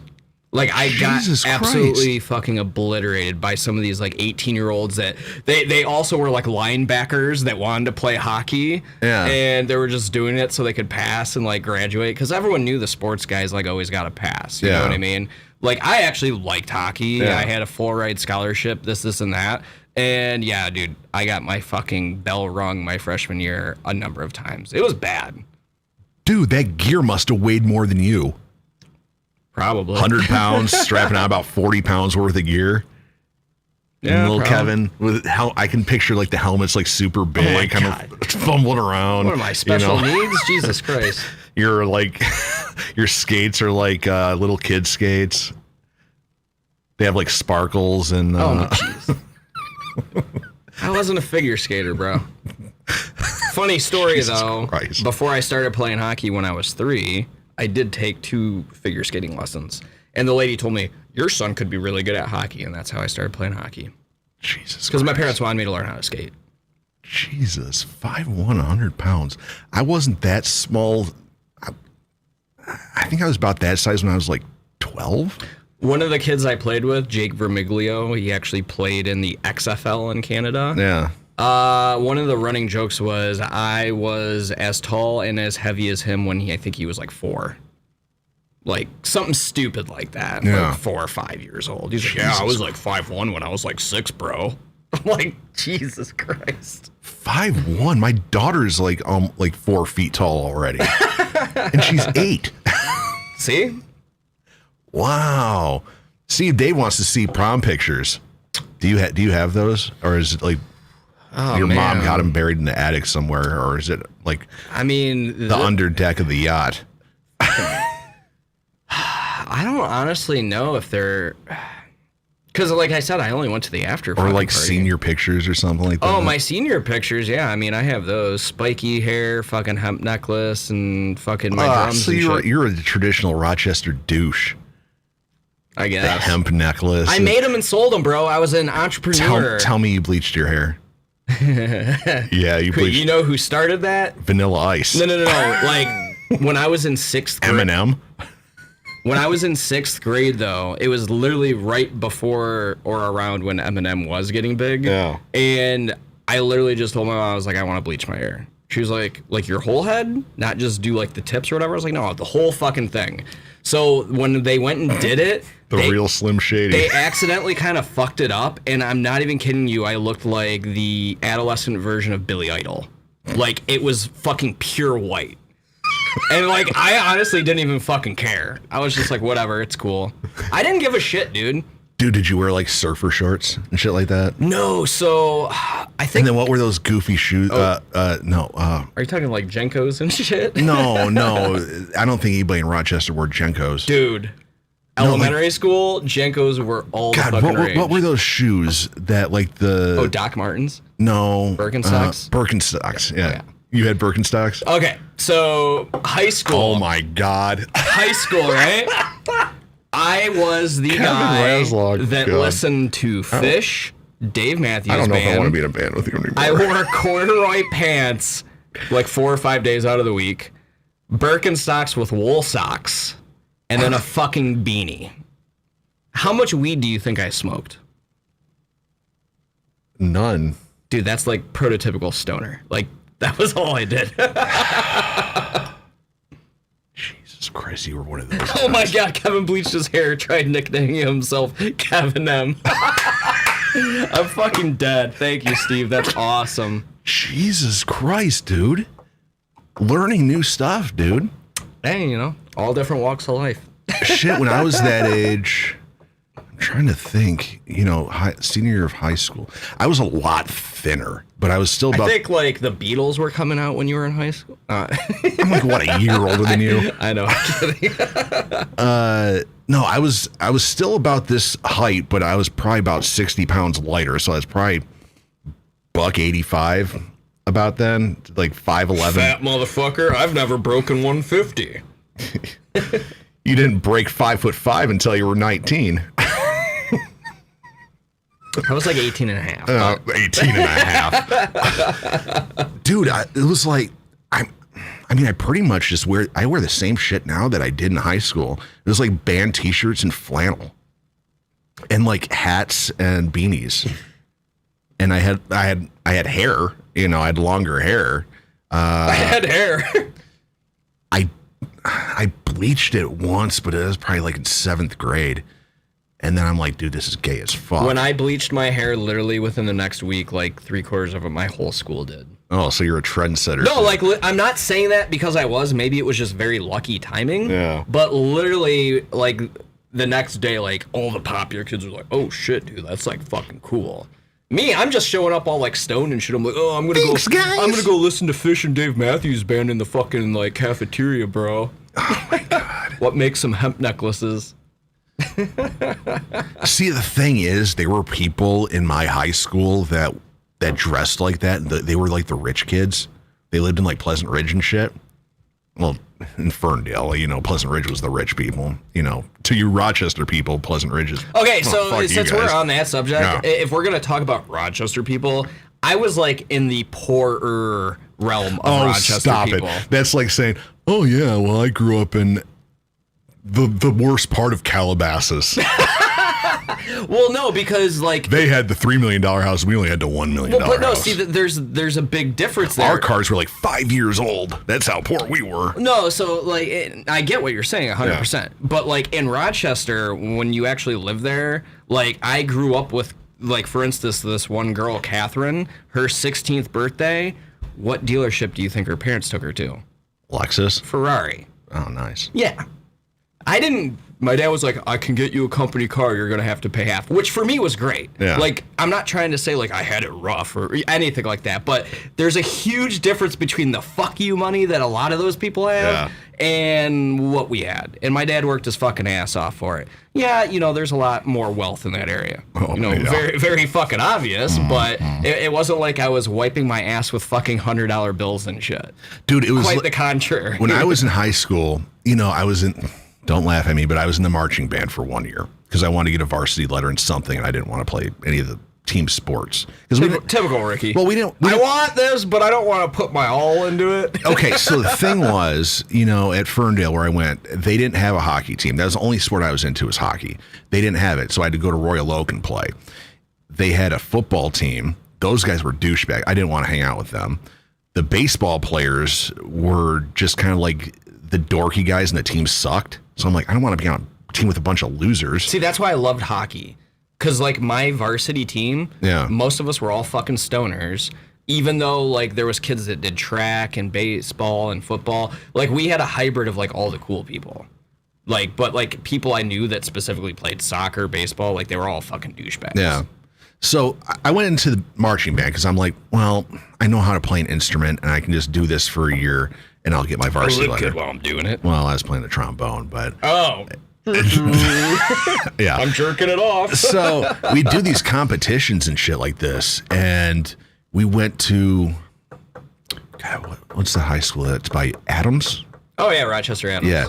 So we went there for like a competition or something like that, or the football team was playing there, and then I was in the pep band too. That was kind of like the marching band that went to away games. Yep. And so did that, and I'm like, man, who the fuck are these rich people? You guys got it good over here. I'm like, their bleachers aren't falling apart. Their football field actually has grass on it. It's not just a mud pit. And their school actually looks like it doesn't have graffiti all over it. And nice. It was like Rochester Adams and Lance Cruz were like the two bougie Well, bougies. I mean, like, part of the reason why my parents were in lowly fucking Ferndale wearing shit-colored marching band outfits. So, like, my parents, my dad lived in, like, the Warren-ish area, like, most of his life. Same with my mom. And they specifically targeted Rochester when they had my brother because of the schools. And at that point in time, like, they were... Rochester was smaller-ish, but it was still wealthy-ish. But, like, where we lived, like, a mile down the road, it was all cornfields for fucking miles. So it was still BFE to an extent. Now it's, like, you got to go, like, an hour to BFE. It's fucking crazy. But you were talking about that. So I actually played for Royal Oak, was I 5th, 6th, and 7th grade? Yeah. and we played against the Detroit Dragons. It was an inner city fucking hockey team, dude. And you want to talk about like a drastic difference? Like, literally not a single person on that team had matching pants, matching socks, whatever. Yeah. And you know, like, it was good that they had them in our league because, like, inclusion and all that. I felt so fucking terrible, though. We would smoke them, like, 21-0. They would get, like, 2 shots. I felt so bad. And then when we played at their arena in Detroit, they didn't have glass. It was chicken wire. Detroit River. I honestly don't even know where the rink was. Yeah. But I remember my dad was like, you go right inside and then you come right back out. Like, don't fucking talk to anyone. Like, this is not the best area. But, like, they didn't have glass. It was chicken wire. And, like, some of the boards were actually replaced with fucking, like, particle plywood. board. No, like plywood. Yeah. Yeah, it was fucking crazy. Going down the rabbit hole of memories, man. Shit. Jesus. See, that's where I grew up in, that, like, chicken wire, and, you know, my dad. Ricky's like, I fucking slept in a chicken coop. To me, that's like, man, they got a fucking rink. We don't even have a fucking rink in Ferndale. Nope. No. We have one at Oak Park. Oh, yeah, Oak Park. I remember. Park, I there's remember one. playing there a bunch. The Plymouth Whalers played there for a minute. Yep. You know what's funny, though? Jeff Spicoli. So were you like Spicoli in high school? Who the fuck is Jeff Spicoli? You never watched, what was it, Fast Times at Ridgemont High? Okay. Steve, he doesn't know Spicoli. I figure every stoner would, it's like, I think it's like Sean Penn. Oh. The stoner guy. Yeah, no. You've never seen anything from that movie? Like, he comes in and, like, they deliver a pizza to him in class, and he's like, the teacher's like, you're wasting my time. And he's like, well, I think his name was Mr. Hand, was the name of the teacher. And he's like, well, Mr. Hand, if I'm here and you're here, isn't it both our time? Oh, Jesus. No, I have not. Wow, yeah. He wore, like, the hemp necklaces and all that. So Steve Dave said, what was the worst concussion experience you had? Fuck. So from what I was told, I think it was my sophomore or junior year? I was going into the fucking corner, like, fucking balls to the wall, and dude on the other team was right behind me and cross-checked me right into the back of the neck. It knocked me out. I went headfirst into the fucking boards. Actually broke my helmet. I was temporarily paralyzed for 2 days. I had to wear a fucking neck brace for 3 weeks. I had like pinched nerves and shit in my neck. Like, it was super fucked up. So, like, I couldn't move any of my extremities while I was on the ice. Like, I was knocked out for like 10 minutes. They're like shining flashlights in my eyes and shit. Yeah. And they're like poking my fingers. They're like, oh, like, move your fingers. And I'm like, I am. They're like, oh, fuck. Like, nothing's happening. Stretcher me. Take me to the fucking emergency room. I'm awake, and they start cutting my gear off me. You know hockey gear is not cheap. Well, for poor people. No, for anyone, it ain't cheap, bro. So If that would happen, me and my dad would be like, nah, fuck him. Take that gear off first before you start doing anything. So yeah, I played against sports. I was in the hospital for 3 days. I had amnesia for like fucking at least a couple of weeks. Like, there was points in time where my parents would be like, oh, Kevin, blah, blah, blah, blah. And like, I would look at him, I'd be like, oh, you're talking to me? My parents were like an absolute fucking wreck. Yeah. So like the pinched nerve thing was really fucked up for about like 8 or 9 months after that. Like, I could be walking to the sink to like put dishes away, and I would get like this, it wasn't a sensation, but like all of a sudden all my extremities would like go numb. And like, I would drop plates on the floor and they'd shatter. My mom would be like, what the fuck? And I'm like, I don't know what happened. All of a sudden, like, those are fancy crystal plates, Kevin. That's what we have on the yacht. No, now we have to use our poor people dishes. Paper plates now, Kevin. Our backup china that's made of real gold. No, it was just really fucked up that, like, I would just get these really sharp pains, and, like, literally, it was mainly, like, my hands and my arms. Like, I would just drop shit, or I would have no feeling. I had no idea what the fuck was going on. Damn. But, from probably 17 to 26, like, I definitely had post-concussion syndrome the entire fucking time. And the weirdest thing was... All right, Probert. No, like, I'm fucking, when they started talking about CTE and shit, like, I fucking hope I don't fucking have it, but, like, based on from, like, 16 to fucking 25, there was just something wrong. Like, my brain was always foggy. Like, I just never felt all right. And then literally one day I fucking woke up and it was like, the cloud of whatever was gone. But, like, I had migraines on, like, 2 or 3 days a week. Like, and I'm talking migraines to where you have to be in complete fucking darkness with no sound. Like, I remember one day I was in class and all of a sudden all my vision got fucking white. And, like, I just put my head down and, like, apparently my teacher didn't notice. And, like, an hour later, she came back into class, is like poking me. She's like, "What are you doing?" And, like, I couldn't even talk. Like, I had no idea what was going on. Jesus, yeah, dude, it was Kev. real fucked up, dude. Damn. Well, dude, I'm not kidding. I had at least, like, 13 or 14 concussions from, like, the age of, like, 8 to fucking 17. And your parents just get back on the ice, shake it off. No, so the last 3 that I had were the ones where, like, I was in hospital, amnesia, fucking all sorts of shit. Yeah. And my parents were like, "Dude, like, you're fucking done." Like, I had a full ride to Lake Superior State, MSU, and I was like, "Oh, fuck you guys. Like, I'm gonna finish out my senior year. Like, and then we'll go from there." So I went to go get my physical, pass everything. The doctor's like, "So how many head injuries have you had?" I'm like, "A couple." He's like, "You know, I have your records right here. Like, you've had more than a couple." He's like, "How bad was the last one?" I tried to, like, bullshit him. He's like, "I'm not clearing you to play. Like, it's just not safe." And I was a fucking wreck because, like, hockey and drums were, like, everything to me. Yeah. Now, coincidentally, I had no hockey, so I was like, "Well, I'm just gonna play drums now." So it probably worked out for the better because I'm not a fucking I'm not a vegetable, and I'm not dead. Did it though? I mean, I would have never made it. Like, I'm just not at my age right now. Like, I would be like Theo Fleury. I would have had to have been like the most amazing hockey player ever to make it, and it's just not possible. See, you grew up like 10 years too early, because if you would have done this a lot later, now nobody fucking hits or does anything hardcore like they used to. Oh, dude, I remember getting I played for the Grosse Pointe Bulldogs for about a year.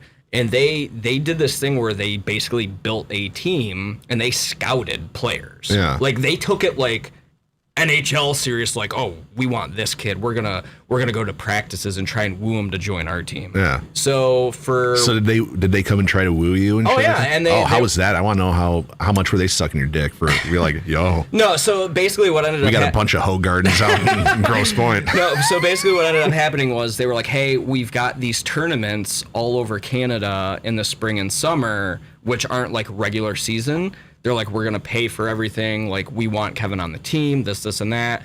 One of the tournaments that we played was in Toronto, and I remember we were like a year younger than all of the teams playing. Yeah. But like, our coaches wanted us to like get on that level. Like, we were good, but like when we went there, dude, I remember one of the fucking dudes drove into the fucking arena with his van. We're all like 14, bro. This dude rolls up full beard and shit, and he ended up being like the goalie on one of the teams we were playing. They beat us like 45-0. We got 3 shots on net. I had 2 of them. They won the entire tournament. They were like the super fucking team. And you know who was on that team? Oh. Nathan Gerby, who still plays in the NHL.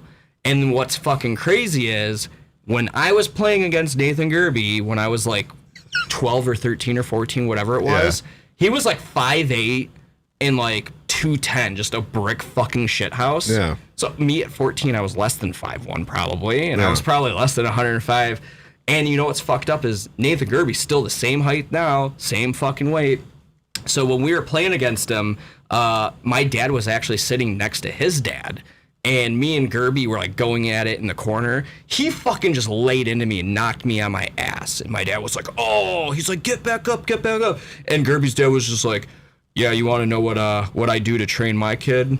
And my dad was like, "Oh, that's your kid?" And he's like, "Yeah." He's like, "I have a fucking 3/4 of a mile driveway." How big did you say he was? He's got to be like 5'8", 5'9".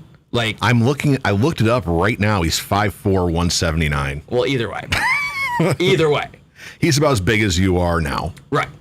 Well, he's a little shorter. But either way, he's still fucking playing. So anyways, Columbus Blue Jackets. His dad would hook up a harness, and he would have his Jeep Wrangler, and it was like a pebble drive, like a rock driveway, not paved. Yeah. He would just put it in neutral, pull the car all the way up to the fucking driveway, the whole driveway. And he was like, what I would do is I would just put my foot on the brake for like 10 minutes at a time. And I'm like, holy fuck, dude. Like, that was that kid's workout regimen at like fucking 13, 14. Yeah. I mean, he was slated to be like, he was like not Crosby level when I was playing, but like everyone was saying like, oh, he's like gonna make it to the fucking big show. And he fucking did, and he's made a whole career out of it. And I also played with... I mean, it's not like he was drafted super high either. Yeah, but dude, the guy's made fucking countless amount of money. I played with Alec Martinez too. That was actually the first team I ever played with. Me and Alec Martinez, who is on the LA Kings, who won 2 Stanley Cups. First team I ever played with. He's not really that good. Gerby? Yeah. Well, no shit, he's not. But I mean, he made it to the NHL. So I mean, like barely. Like 2 years ago, this year he was in the AHL. No, for a couple of years he's been NHL fodder. But I mean, dude, it's tough, man. Like if you're not 6 foot, it's fucking tough, man. And even then, you got to have skills. You can't just be 6 foot and like a certain weight and make it. Yeah, well, there it is. The shortest skater in NHL history. Gerby is? Yeah. Oh, I thought Fleury was shorter. At 5'5", Gerby is the shortest skater in NHL history, the second shortest player in NHL history behind goaltender Roy Waters. No shit. Yeah. I thought Fleury or St. Louis might have been, but... Theron Fleury, 5'6". No shit. There's a weird stat that a majority of the NHL players were all born in the same month. I think it's January. You know, Steve Dave, you're not wrong there. And there's a lot of like weird things with like a huge majority of them being born in a certain month. And actually, you know how like when parents have kids and they were born in a certain month, they'll hold them back. Mm-hmm. So I mean, this is a real thing with sports. Wayne Gretzky was born in January. Gordie Howe born in March. So there's a lot of people, and I'm a little foggy, but I think if you're born early in the year, Jaromir Jagr, February, you could potentially hold them back a year, so they're the oldest of their class. So essentially, when you're growing up, you're gonna Mario Lemieux, October. Okay, so like realistically, you're gonna be a little bit more developed, a little bit older than everyone else you're playing Crosby, against. August. But so. I mean, it's not a science, but there were parents that were like, oh, he was a late whatever Bantam or a late Squirt, whatever. Sometimes they would hold them back a year so they would be more physically developed. Well, it's like my daughter. Her birthday's in late October, and we could have either, because she's like right in that, it's either late in the year, early in the year, where like we started her in kindergarten early, so she's like the youngest kid in her class. Okay. By like a couple that was months. how I was too. Yeah. So I was like the last kid to get my license. Yeah. So John Tavares is a blowhard. I'm not looking up John Tavares. Wait, who said something about Steve JT? Engel. Fuck JT. Yeah, fuck him. Not a fan. Not anymore. And what he did to the Islanders, that's why, was straight bullshit. Like he totally fucking led them on bad. But look at the Islanders now. Oh no, they're like fucking killer now. No, I actually Toronto can't fucking buy a win. The Islanders have made it further without Tavares. Yeah. Period. And on top of that, the icing on the cake is the fucking Leafs haven't done shit since they fucking went there. They've been first round exit like every fucking year. Jesus, I love how we're talking about hockey. Okay, so who's hanging out? I saw Sherry Clara popped in there for a second. She was going to hook me up with an interview with somebody from the Strains, so we're going to get them on the show. We're coming up. Oh, it's only 8:30, so we got plenty of time to kill. If you guys want to hit up on the phone and talk about hockey, you want to talk about Kevin's concussions, you want to talk about what it's like to live in Rochester among the bourgeois or whatever Dakota was saying bourgeoisie, I think it is, like the upper class. Or if you want to talk to me about what it's like to grow up in the hood. Hey, if anything, right this should speak volumes to me. I grew up in a bougie area, and now I hang out with hood rats. I grew up on 8 Mile. Hey, you know what? At the end of the day, I loved what my dad and my family was able to do for my upbringing, and that's what I would love to do if I ever do have children. And I actually embrace that. I think it's great. I'm not that stereotypical, like, oh, I'm better than everyone because I grew up in fucking Rochester. Do you think I would have been caught dead downriver playing shows if I was Mr. Rochester? No. I used to drive down there all the time. I didn't give a fuck, man. Oh, well. I'm that hybrid. That hybrid wealthy person. They ain't got any nice rock clubs in Rochester. Oh, no. I tried so hard to get 2 different places to allow Shudder to do acoustic shows. And I'm not even kidding you. It's one of the bars that, like, I know the owner. Yeah. He was like, man, you motherfuckers are going to start breaking chairs and shit in the first song. Like, I can't have that. I'm like, dude, no, it's acoustic. Like, acoustic, not full band. He's like, no, not happening. He's like, you and your satanic shit. Jesus Christ. So if you want to call in, 313-829-0545. Yeah, we should have Steve Dave call in. Yeah, we're going to open up the lines for the rest of the show. Why not? So yeah, when I played hockey, since we were on the hockey tip. This is like a road down memory lane episode. I mean, mine wasn't as bad as yours. I had like 5 concussions just because I was a shithead and I'd pick fights with people. Why am I not surprised? It was a thing, because I was, everybody else that was 16, 17 was like Kevin Raslog size. So you heard the asshole that was poking them. Yeah. Like I before sticks were super expensive, I just buy wood ones because I could break them nice and easy over somebody's shin. You sound a lot like my brother. Yeah, I was that My guy. brother, Sherwood wood sticks. Yeah. My brother didn't give a fuck about composite, aluminum. He's like, oh man, I give him a chop in the back of the knee. It's going to fucking hurt. See, and this is the thing. Like, okay, so I played up until I was 18. And then I got back into it I was probably about 33, 34. I was playing with Aaron from Reject the Silence in his league. And I had to buy new sticks. I had to upgrade some gear because you're looking at Ovechkin sticks. You're like, holy fuck, $300. So I go into, Pirani's, which is the hockey spot. I don't know if it's just a Michigan thing or it's a national thing. I think Pirani's, I'm pretty sure they're like not global, but at least like national. Yeah. So continental. Yeah. So Pirani's it's the place where it's just hockey. It's a pro shop for like legit fucking hockey. Just hockey. Like when you watch the Mighty Ducks and they go into the pro shop, it's Pirani's. Yep. So I go in there. I'm like, okay, I got to pick up like 2 or 3 sticks. And so I walk in there. I'm like, all right, man, where's your Sherwood wood sticks? And there's like, we don't sell wood sticks. You got to hop in a time machine, bro. He's like, we legit don't sell wood sticks. Nobody wants to buy them. And I'm like, well, take me to your cheap sticks.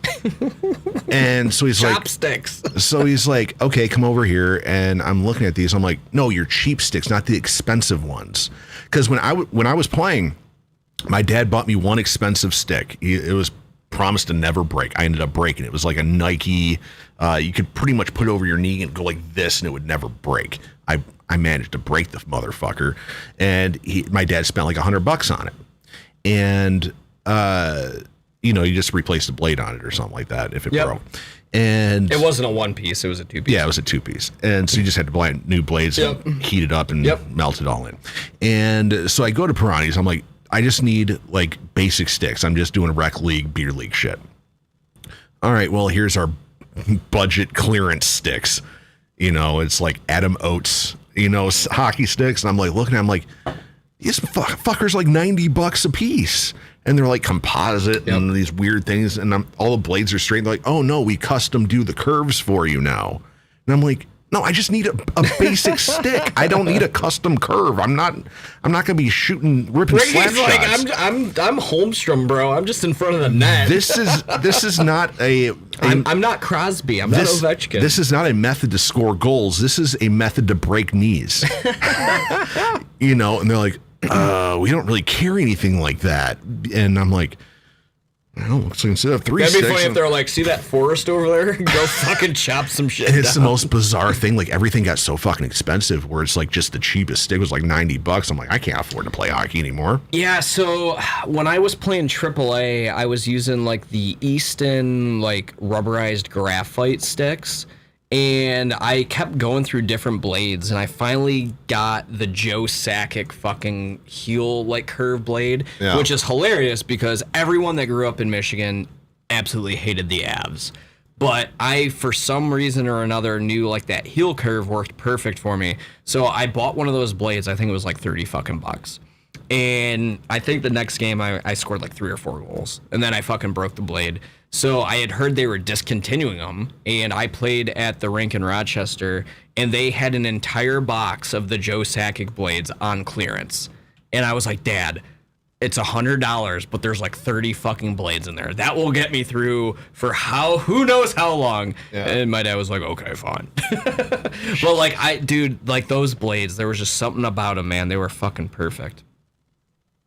But that's some hilarious shit, because even my brother, he was playing drop-in like after college and shit, and he was like, man, he's like, I really wish I could get my hands on some Sherwoods, man. He's like, I used to fuck people up with those things. And it was like, I think my whole time I played, and this is, going back into the hockey thing, they wanted me to go junior, after high school. But I was a defense. I think I scored 2 goals in my entire career, and I had probably like 30 assists or something like that. But in Royal Oak house hockey, I don't know if I still have it, but I had the all-time record for most penalty minutes in a season. That's awesome. I don't know, because it's been a long time since I've been there to look at the records and all that shit. I'm sure there's a Wikipedia page for it. There's not. I've looked. Royal Oak, they don't update their websites or anything like that. So, I used to go over there like once a year and check out my uncle when he used to play, and I'd check the stats and be like, well, I'm still there. The most prestigious award I got was for the most goals scored behind the net. I think I scored like 32 goals, and I think 18 of them were scored from behind the net. Like, I would literally, like, go to, like, I'd be behind the net. If the goalie didn't post up, I would just bang it off the back of his skate or his leg. Yeah, it blew people's... this was before the lacrosse bullshit. Yeah. Like, when we were playing in Toronto, not all the rinks are, like, regulation size. Steve says his dialer is broken. What are you, on a rotary phone? Jesus Christ. So when we were playing this tournament in Toronto, normal sheets of ice are, what, like 200 feet?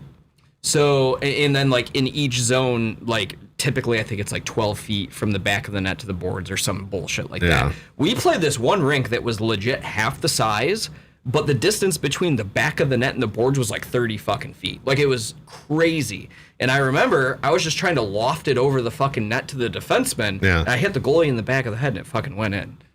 Like, I did shit like that all the fucking time. All right, we're going to play a song, and then we're going to come back, because this is a music show. Yeah. I know we're diving a little bit into the hockey thing. So I got a couple things lined up. You get to pick. We have EVA Under Fire, Heroin, LC Binks. We can play that if you want. We have Fallen Stronger. We have in the Wayback Machine, Forrest Wade. Remember them? Ooh. Got some Forrest Wade. We got the new Ghost of August. Well, I don't know how new it is anymore. It was new in 2013. Well, no, when we talked to Dave, he's like, oh, here's some new track. I'm being facetious. So about a year ago. We have Given Six. If you remember them, they're coming back out. I saw that. Nick Williams. Oh, really? Yeah, I guess. Six Prong Paw I saw was doing some shit. Oh, that too? Yeah. And like that blew my mind. I was like, damn, I remember like playing with those guys years ago. Yeah. So those are your picks. What are you thinking? You want to go, since we're in the Wayback Machine, want to go Forrest Wade? Yeah, fuck it. All right, we're going to go Forrest Wade. Why don't we play 2 songs? Okay, we're going to do 2 songs. Fuck it. So we'll play Forrest Wade, and then since we were talking about EVA Under Fire, we'll just play EVA Under Fire too. That's why I threw it out there. Yeah. So yeah, we're going to do... Oh, no, we got a request.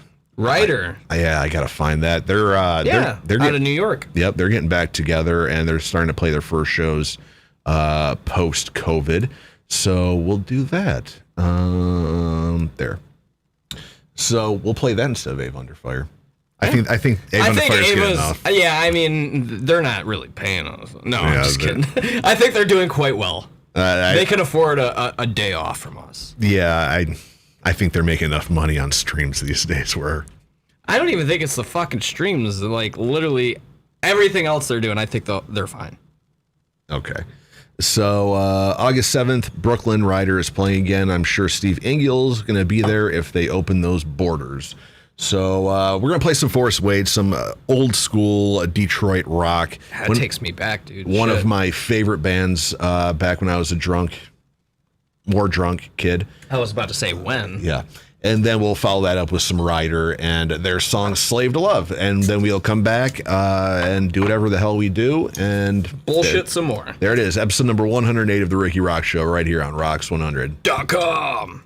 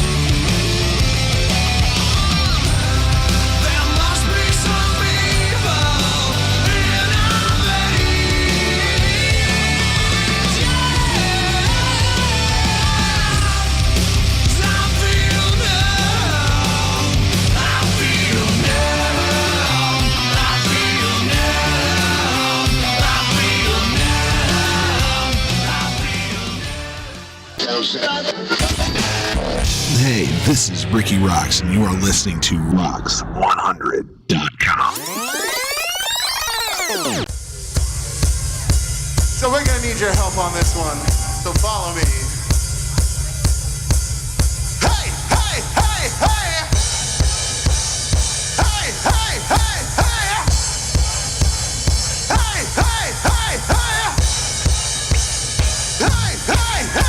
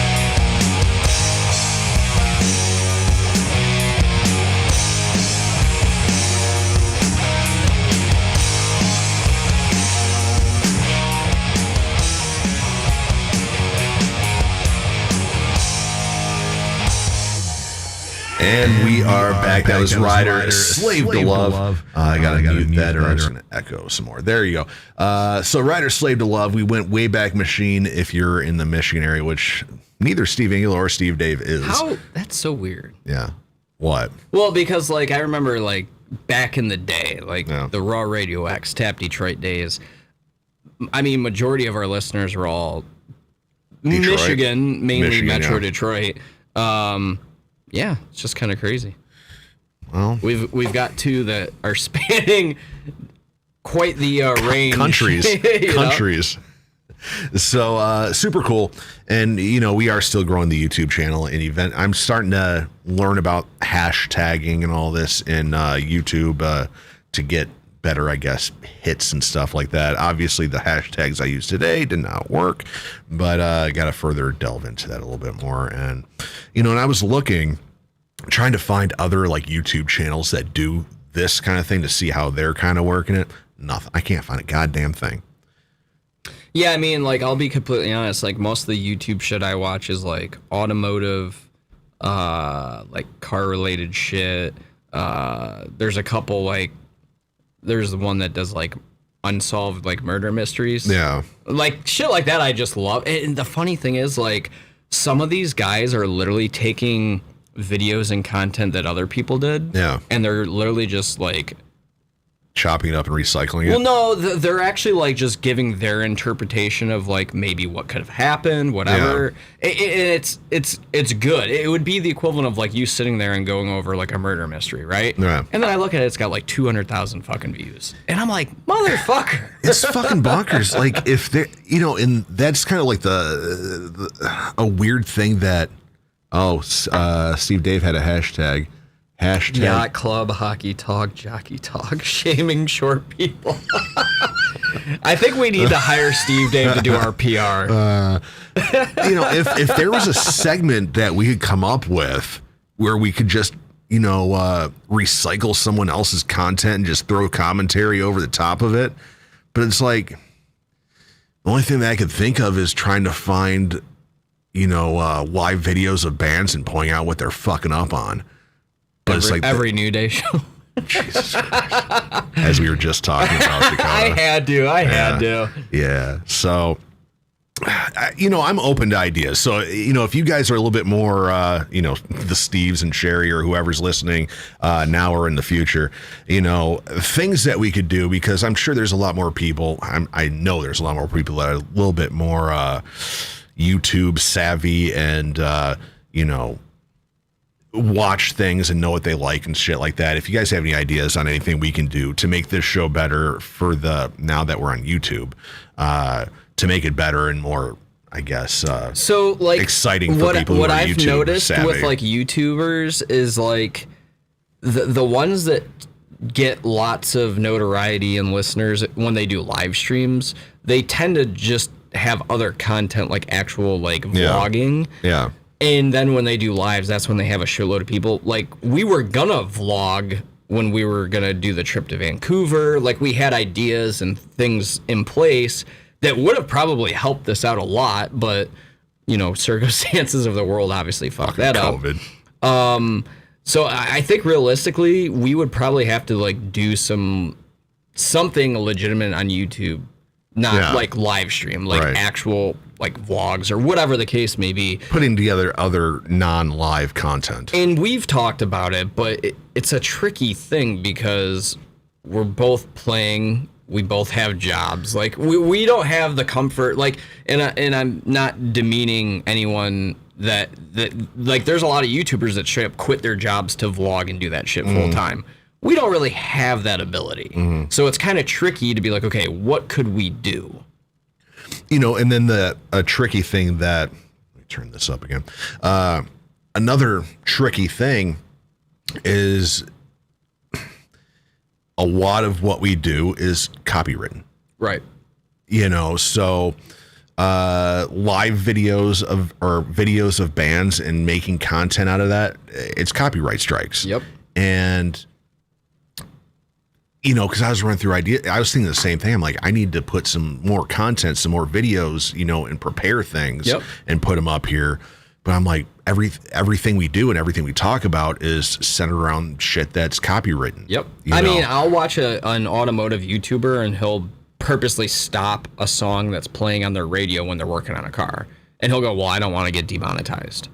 Like, we don't have that ability because what we're trying to promote will get us demonetized. You know what I mean? Right. And we're not in it for money and we're not in it for fame, but we would like to build like a legion of followers. And it's like the only way we can do that, we're going to get copywritten. Right. And the shit's going to get striked down. See, and I was thinking, and it's, of content things, and it would work, but it's a lot more work and a lot of shit that we normally do on the show, like doing video interviews and just putting if we talk to somebody for 20 minutes, just putting the video interview up there and, editing it and making it look all fancy and pretty and all this shit and putting that up there. Which is a great idea, but that's more manpower, more hours, more prep. Like, there's a lot that goes into it, especially to make it look good.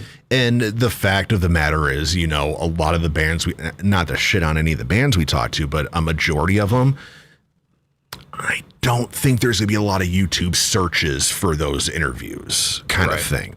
It's one thing, if we had when we play Blue Ridge, hey, Matt, you want to sit down and do another interview, do it on video, it'll be up on YouTube kind of thing. So, there's one channel that kind of found a way to curb all of our problems, but since they've already done it, we can't. But, Bus Invaders, they would interview bands at, Warped Tour. Yeah. Shit like that was great, because they interviewed bands like Wage War and shit before they got big, but they also, had the Avenged Sevenfold. Well, they had It Lies Within. They had bands from, our level, lower levels, and then bigger levels. Well, I mean, pretty much what they did is what Hot Ones does. They found a little niche. Right. They're touring vehicles. That's a, good thing to... It's like the cool version of Cribs, what Cribs should have been. Yeah. You can talk to a band about their touring ride and be like, all right, what do you guys got coming up? And kind of build the interview around that. Whereas, Hot Ones, they have the hot sauces, which kind of adds that little other element to an interview. It's just finding whatever puts you over the hump, essentially. Well, whatever makes the interview different and more attractive to people. And it's I brainstorm this shit all the time, mostly now that I'm not working. And because now that the kid's born, I'm not going back to work until mid-August. So plenty of time. Plenty of time to stew. And it's I'm running through ideas well, what if I brought a, through the beer of the week thing, did craft beers with, I throw a name out there, Chad Nicefield from Wilson, and talk to him while he is drinking a craft beer and get his view on the beer and then talk to him about whatever the fuck he does now, and, it's finding that little niche thing. Of course, the crux of this show is still going to be the live thing and all that, and I threw up, I called it a vintage show on YouTube. The episode you came back, I threw that up, not much love on it. And I'm like, I got to find fucking something, and the little niche to it's a thing, and it fucks me up, and it depresses me. It's horribly. tough because depresses me I horribly. think the biggest problem is everything we try to do is to promote music, and the easiest way to promote music, unfortunately, can be copywritten. So we have to find a way to get and it doesn't have to be the Matt Grinders. It could be any band, but do it in a form that's going to entice people to want to watch. If we could do, here's a good example, FSD, which is now Bally Sports, they do that Coffee with Carly, right? Yeah. I mean, 90% of the people watch it because they think Carly's attractive, but she does interviews with Chris Osgood, all these sports stars. Well, we don't really have the ability to do that. We're also not attractive females. So, let me throw my makeup on and let's see how we go. Like, I always thought it'd be kind of cool, like, when you do national shows to maybe try and be like, hey, can we get a half-hour interview kind of thing? But we both know how shows go. Yeah. That half hour just never happens. Yeah. And then you also got to have someone to do the video, someone to do the audio, someone to do the editing, someone to do this, someone to do that. And we're a two-man team, and, like, yeah, it's tough. It's a lot of stuff, you know, and doing the location stuff would involve more different cameras and all this stuff. And, you know, editing, I can edit for not on any computer I have now. That's still something I gotta start piecing that together. The editing computer that I'm gonna throw over here. Thank you to the birthday show that actually I can buy a whole new computer with all my proceeds from that show. There we go. But you know, if you guys out there have anything that you'd like to see on the channel, I don't know if it's gonna be a Roxx 100 channel or if it's gonna be the Rikki Roxx channel.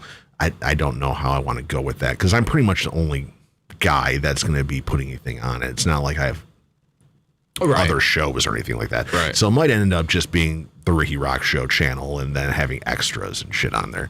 Got to figure that out before we get to 100 subs because that's when I can rename everything.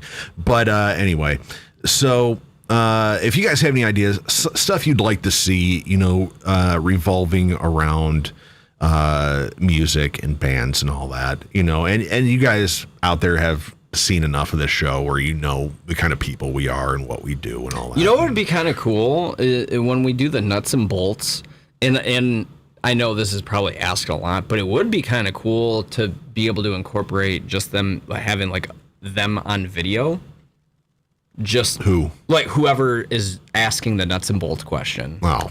And I know that wouldn't add a ton, but the thing with people is if they have the ability to be like online, you know what I mean? Like people will do that kind of shit for clout, but I feel like it would kind of just add like another dynamic, another element to it.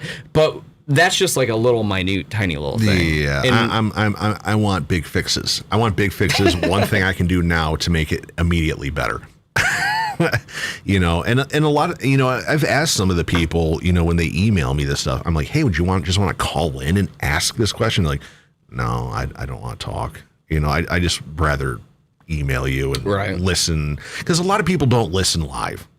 You know, they'll listen to the replay or something like that because, you know, like today, 4th of July, people are out doing shit, or Sunday, people got to go to fucking work in the morning, you know, or people got to work, you know, if you're third shift, they have to go work in a few hours. Yep. You got to work. You got to work tonight? Fuck no. I'm off tomorrow that's too. Right. You don't have to work tomorrow. So we're at 9 o'clock, so we can start wrapping this thing up. How do I want to do this? Head on over, ihatepeople.club. Head on over there, check out their awesome t-shirts. They have a shit ton of them. Enter coupon code ROXX100 at checkout and you'll get 20% off your order. So your $10 t-shirt will cost $8. Their shipping is super fucking cheap. I don't know how the fuck John can ship t-shirts for that fucking cheap, and they're nicely packaged and all that shit. So super cool. And also we have Patreon. That's still going because, well, I'm still getting paid, so why close? I feel so bad. I'm not doing a goddamn thing for Don Kudron or Kristen Scott Wilhoit. Not a goddamn thing. I gave up on it, you know, because I'm like, I'm not taking 5 hours to put together a newsletter for 2 fucking people.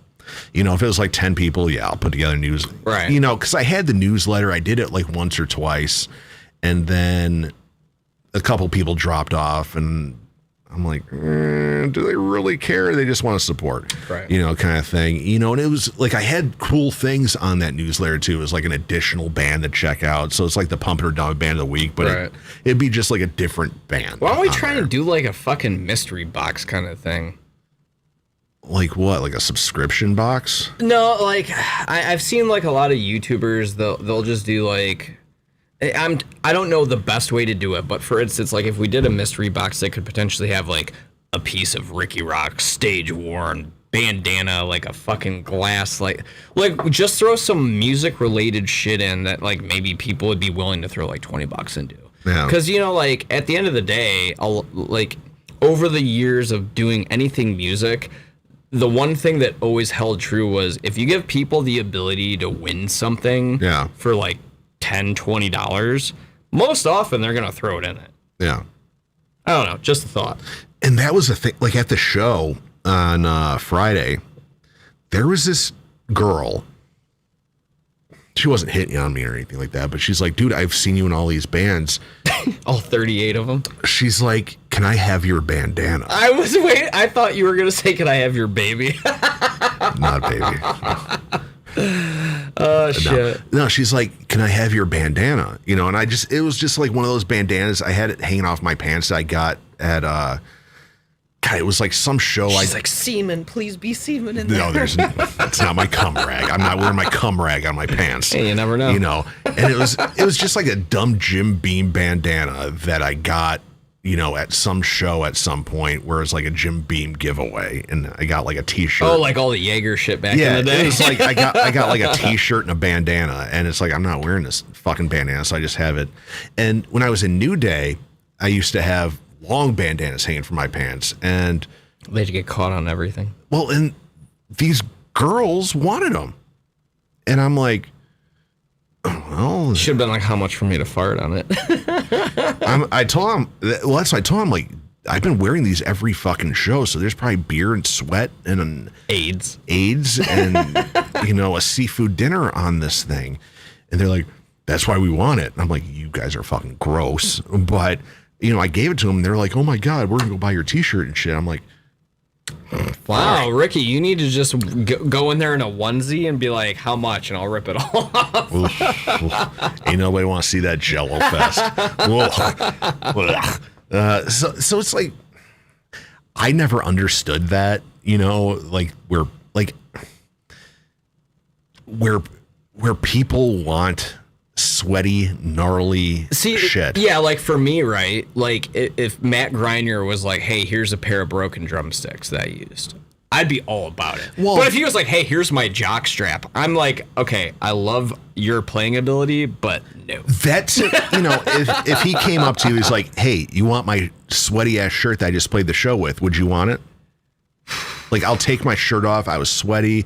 It has an August Burns Red T-shirt, but it's Matt Greiner's sweat. You know, it's just so like gig sweat. There's a huge part of me that just says, but the fact that he would be willing to do that and be like, hey, like, I'll sign it, right? Like, to me, would be kind of cool.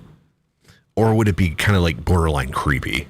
Well, it does go borderline creepy, but I mean, like, I fucking absolutely like love the fucking dude as a musician. So at that point, I feel like if he came up to me and was like, hey, bro, I'm taking my shirt off my back, I'd be like, no, keep it on your fucking back. I don't want this shit. Like if Nikki Sixx came up to me and wanted to give me like his skid marked underwear or something like that, I'd be like, no. But if he was wearing like some of that expensive fucking clothing that he fucking wears, I'd be like, fuck, I'm gonna wash it and wear it myself. This $8,000 Warren Star hat. Well, I'm not. I ain't sucking Jason Kane's balls. You know, and it's that kind of shit. It's like, and I get it every now and then. See how quick that twisted, though? As soon as you said if Matt Greiner was willing, and I was like, I had to think about it. But the thing is, just because I'm such a huge fan, like, it doesn't seem... underwear, shit like that, obviously, I'd be like, stuff no. That a penis or a butt touched, you don't want. But if he was like, yeah, dude, like, I wore this fucking shirt, like, on... like... Okay, here's a perfect example of where I would say, fuck yeah. I wore your Roxx 100 shirt that you gave me at Blue Ridge to play this fucking show. Yeah. And I'm going to have the whole band autograph it. I'd be like, fucking sold. Give it to me. No, give it to me, and I'm going to have it framed like that Todd Bertuzzi thing over there. Well, exactly. Game-worn jerseys with blood and shit. And, like, fucking puck marks and fucking, you know, fucking people gnawing on them. Like, you buy that shit, right? Yeah. But, like, underwear, fucking skid marks, bandana hanging down in your nether regions. Like, yeah, no, not quite. It's like I never got that. And it's like every, you know, it happens probably about 2 or 3 times a year when I'm in an active band. Somebody will be like, hey, can I have that bandana you wore on stage? You know, hanging from your belt loop. That's crazy. Okay, here you go. The coolest thing she wrapped it around her arm. She's like, I still have your bandana. It's right here. And I'm like, you should have followed up with go get tested. I'm like, sweetie, you're going to have a lot of problems in a couple days. No, the only one I had that was super cool was when we played Dirt Fest. I actually broke like 3 sets of sticks that show. And when game-worn ear infection bandana, Steve Dave. When we got done playing, I got all my shit off the back of the stage, and there was like a group of like 20. They had to have been like, I don't know, 8 to like 13 years old. All these little kids, and they're like, "Oh my God!" They're like, "Can you sign some drumsticks?" I was like, "Well, I broke a couple, and I have all these shitty broken ones because you know I had that tom with a plethora of drumsticks." And they were like, "Oh, like, do you want any money?" And I'm just like, "No, I don't give a fuck." Yes, I do. No, I literally just started fucking signing all of them and just giving them away. It's the most trippy thing. Like, I've never like to me that was cool as fuck. I've never, like, even when I was young, like that age, seeing bands with like my dad, like even if they were awesome bands, I'd never be like, "Hey, can you autograph anything?" But here's like, the thing: it's not like you're fucking Axl or anything like that. How close were you able to get to a musician though? Like an independent musician, like a me? Well, no. So that's the thing, though. So like you've got these young kids, right? I can understand that kind of thing about wanting like an autograph if it was like freaking Joe Perry or Steven Tyler. But this is the thing. But Rikki Roxx, come on. They're so young, though. Like you've got to throw that out the window because they're just living in the moment. They don't know social media number. You know, I'm sure they're a little smarter than I was when I was a kid, but like. Perfect example, when we played with Taproot at the Crimson, which used to be Rack and Roll, I knew of Mushroom Head. If you lined them all up, I couldn't pick them out of a lineup. Right. So we got done playing. I was outside in the back, got my gear out, fucking smoking a cigarette. This dude walks by. He's like, "Hey, dude, like, awesome fucking set." And I'm like, "Oh, dude, thank you, man. I really appreciate that." He's like, "Yeah, you know, we're going on after Crackjaw or whatever." Yeah. And I'm like, "Wait." I was like, "Oh, you're fucking Taproot."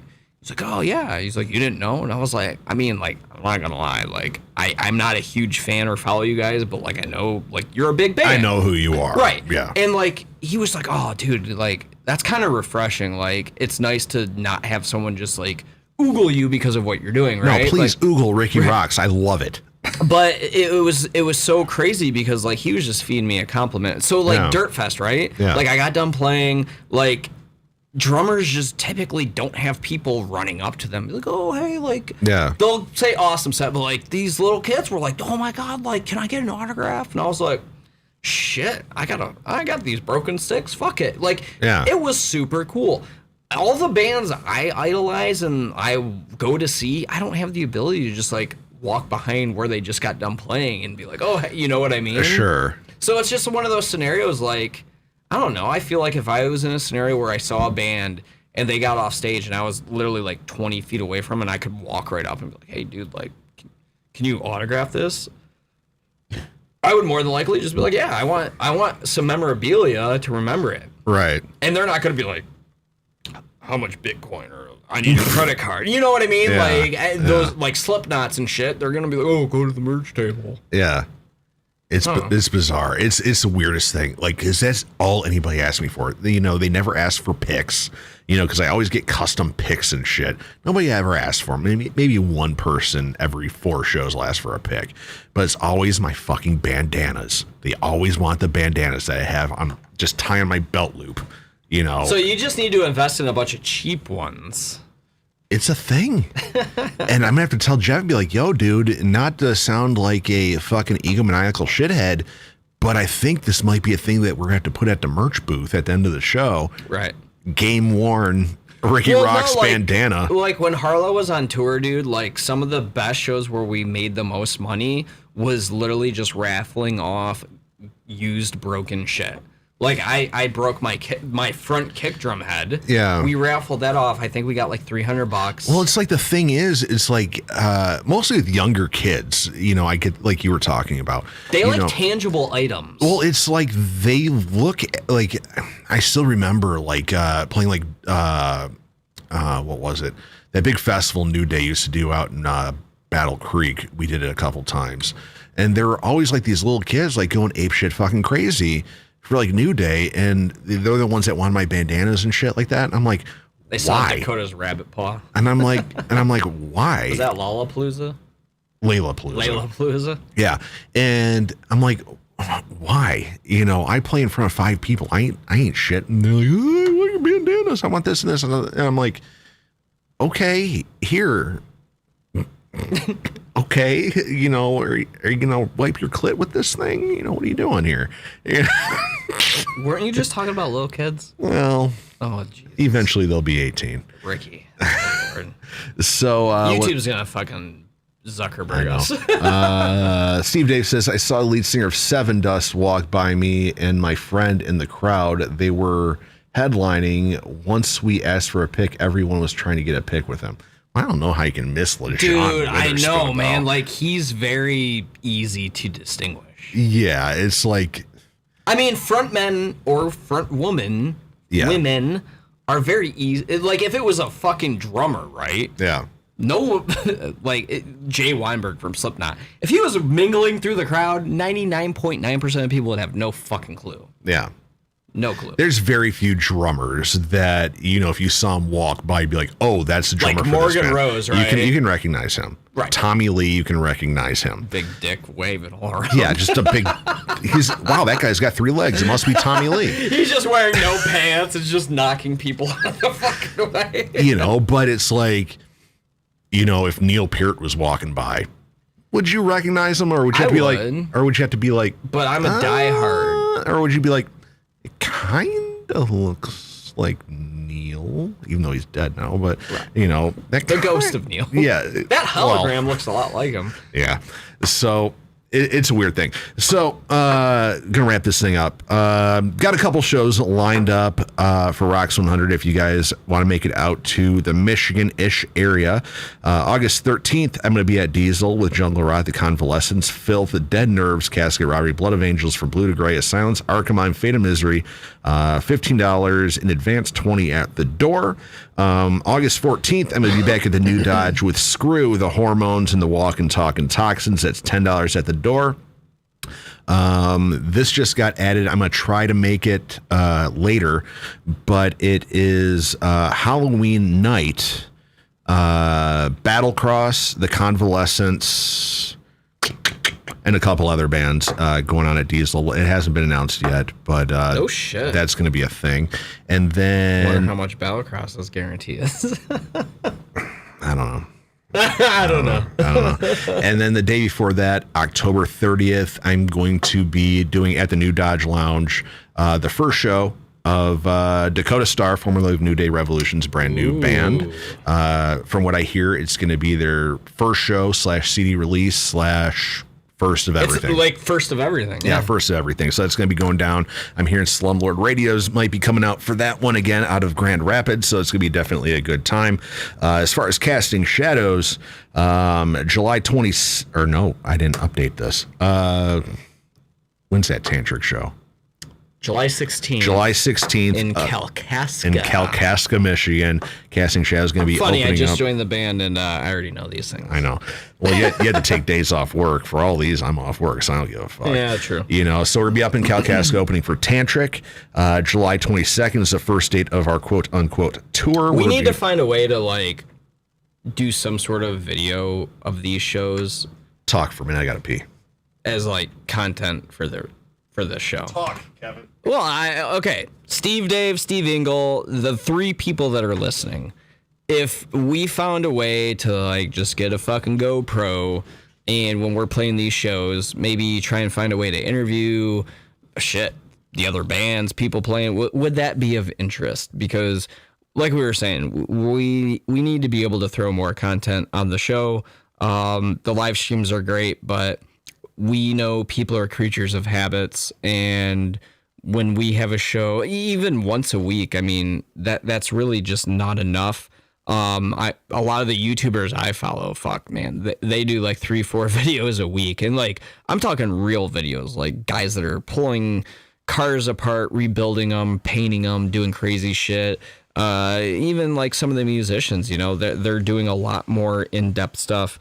Backstage access is your competitive advantage. No, I mean, that's a very, very good point. The only struggle is we just don't want to be stepping on toes, or, you know, making things a little uncomfortable, because sometimes at shows, like, we're all musicians. Most of the listeners tend to be fans. So there is that fine line of we don't want to overstep boundaries, but we do have access to bands. So it's just one of those things where we would have to have a good quality camera, maybe some mics and recording equipment. But yeah, I mean, I think it would be really, really good for us to do these shows and maybe find a way to like even do a 5-10 minute interview, like HD fucking on a GoPro, like just with who? Anyone. I mean, fucking Tantric, like just be like, hey bro, like we do this internet radio show. Could we get 5 minutes of your time? Like even a 5-minute video we could throw on YouTube. Well, we've already talked to a couple of guys. Well, no, I'm just saying as an example, like we're doing these shows right now. I know we don't have the capabilities to do like a full-fledged, like huge big thing, but if we could just like at least get a fucking GoPro, like a good mic, and just be like, hey dude, could we get 5 minutes of your time? Like we're playing the show with you. We would love to just talk. Yeah. Hey, you want a homework assignment? Fuck it, why not? You know how we're playing Blue Ridge? Europe. Okay, so I'm thinking, because we have backstage access for all of Sunday. Ooh. Oh, did you not hear this? No, I did not. World exclusive. Full catering too. Wait, what? Yeah, on Sunday. I've never gotten catering like we get full catering. Breakfast, lunch, and dinner. Oh my God. On Sunday. Ooh. So backstage, we get to go hang out with all the who's who of who's eating the catering. I'll wear a GoPro on my fucking hat, bro. So I don't care. If you want a homework assignment, hit up some of the bands that are playing on Sunday, since we're going to be back there in the catering area. Like, we could do like 10-minute interviews just give me of like 30 fucking bands. Yeah. And we could that could be enough content for weeks. Yeah. Because when I was reading through like the YouTube algorithms for biggest hits, as long as if a video is over 8 minutes, it'll get a little higher on search results. We're going to do 8 minutes and 1 second for everything. If it's over 8 minutes, it'll get higher search results. Right. So I'm like, we're playing the same day as fucking Five Finger Death Punch. And I'll go in there and start talking shit to him. I don't give a fuck. That would be videotape the whole thing. Solely, you motherfucker. That would be a thing. I could just follow you around with a camera. I'm a teabag your drum set, motherfucker. I'm honestly kidding. I'm not an Ivan asshole. Moody, can we get a minute? No. Come on. No. With the face palm on him and all, his face paint with his hand. Yeah. Right? That's the thing. Yeah. Just chasing. I need you to do this to my bass player. Just chasing these big ass musicians around asking for an interview. Okay, so. And when they're like, no, be like, got it on video. That's content enough for me. We need to get a good camera with a gimbal. And I think the rest of it we should be able to do. Well, I have a camcorder.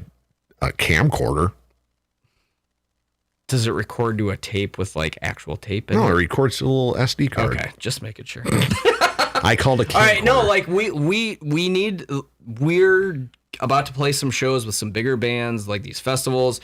We need to find a way to utilize it. If the people listening want to see some maybe behind the scenes shit at these shows, that's what we're gonna fucking go with. So let us know.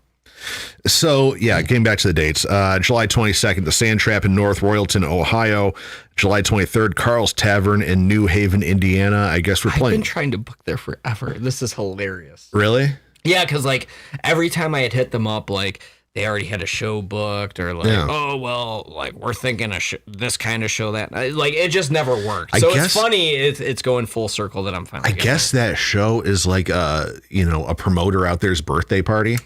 So I'm like, there's gonna be people there. I think if he's a halfway decent promoter. As long as we impress and he's fucked up, we're good to go. Yeah, and then following that up, we're gonna be down in Louisville, Kentucky at 21st in Germantown. I'm really looking forward to that because Louisville is awesome. Because what I was told by the guy who booked these dates for us, that's gonna be one of the stops on a big biker rally, biker drive thing. Oh my God, when Harlow played there, dude. So the hotel we stayed at had a gigantic parking garage. Yeah. There was bike clubs from all over the fucking country there. Like, it was a legit big fucking deal. Like, we were trying to pull into the fucking parking garage, and there was like 100 fucking bikes just sitting there, piss revving the shit out of it. Yeah. And there was all these billboards and shit, and like they were all wearing their colors, and I was like, dude, like we're way out of our element. But then I was like, wait, bikers actually like this kind of music. So bikers like rock and roll, man. Exactly. They love rock and roll. So I'm really looking forward to that one. a metro. It's a big city. Oh, yeah. You know, it's not like. And they serve till 4. And they, Trust me. Thank God that's the last date on the run. You want to know how they fucked up Harlow? Dude, we were there on a Wednesday. Yeah. We got done playing at midnight. And we were like, okay, you know, we're going to break down, have a drink, and then go back to the hotel. They're like, bro, we got like 4 more hours. And we were like, how do you motherfuckers work the next day? We got to wake up at like 10 to leave for fucking wherever. Yeah. They're like, oh, don't worry, you'll be fine. Here's some shots. And we're like, oh my God, I can't wait. Yeah, we went to this pizza place that doubled as a venue at like 4:30. Yeah. Just give us a large pie. They're like, you guys played at 3rd Street Dive? We're like, yeah. They're like, it's free. We're like, love Louisville. Oh my God. Louisville. And I was looking up this place because, you know, I don't know any fucking venues. So I'm looking up on Facebook. I'm like, oh, this is a nice fucking spot. It ain't some fucking like shithole somewhere. It's in fucking Louisville, you know? So I'm like, get those fucking rednecks up. Dude, Let's have a great time. I had the most fun playing in Louisville. I think we played there 3 or 4 times, and every time was a fucking blast. Oh, I can't wait. 3rd Street Dive, literally their stage was that meme of like, oh, hey, Kyle came to see us. Yeah. Like that, I'm 99% sure that was actually shot there, but like that venue is so awesome. The owner, literally our second song in, like, there was like maybe 40, 50 people there. Yeah. He took $100 worth of singles out of the cash register. Made it rain. Yeah, you talked about this story. And then fucking, as we were getting done, he threw all of those ones in the tip bucket. And like literally after Lauren got done, he grabbed them. Like, he's like, if you motherfuckers do not tip this band, he's like, I'm going to kick all of you out. Like, he was just, Jesus. Dude, he was so fucking cool. And then next thing you know, it's like 2:30 in the morning. Dude, even more people showed up. They're like, oh, can you guys do another set? Like, we were just like, dude, like, we're kind of fucked up. Like, yeah. you know, like. So you guys didn't do that in the other set? No, but man. The next time we went, though, I mean, dude, we did like $300 or $400 in merch on a Wednesday. Like, Jesus. That was why whenever I book tours and people are like, oh, Louisville on a Wednesday, like the parking, I'm like, dude, just go play. Because trust me, we rolled up and we were like, there's no parking. Yeah. It's downtown. Like, there was barely any room to set up merch. Like, if it was multiple bands on the bill, it was just hectic. But, dude, the people there get down. Like, they fucking care. Oh, that's going to be so cool. Yeah. So fucking cool. And then about a month after that, take a little break in the Casting Shadowz camp anyway, and then August 21st or 22nd, we're going to be playing Harley Fest out in Farmington Hills. Either it's going to be, I think Hoobastank is one of the bands on the bill, taking you back to your hemp necklace days. You know, but Harley Fest is always Chumbawamba. Yeah, Harley Fest is always super cool. I love, you know, the biker thing. Yep. You know, I played there once with Harlow, and like, it was crazy. The whole pavilion was just fucking packed. Yeah, I've worked Harley at the Harley dealership out, because they do it in the Harley dealership parking lot. They get like the big stage out there, and they turn their parking lot, and you know, they have, you know, the There's bikes. a lot of motorcycles in Michigan. Yeah, I mean, and fucking getting down, you know, it's fucking late August, summer, and then not brutally as hot too. Yeah. So it's going to be super cool.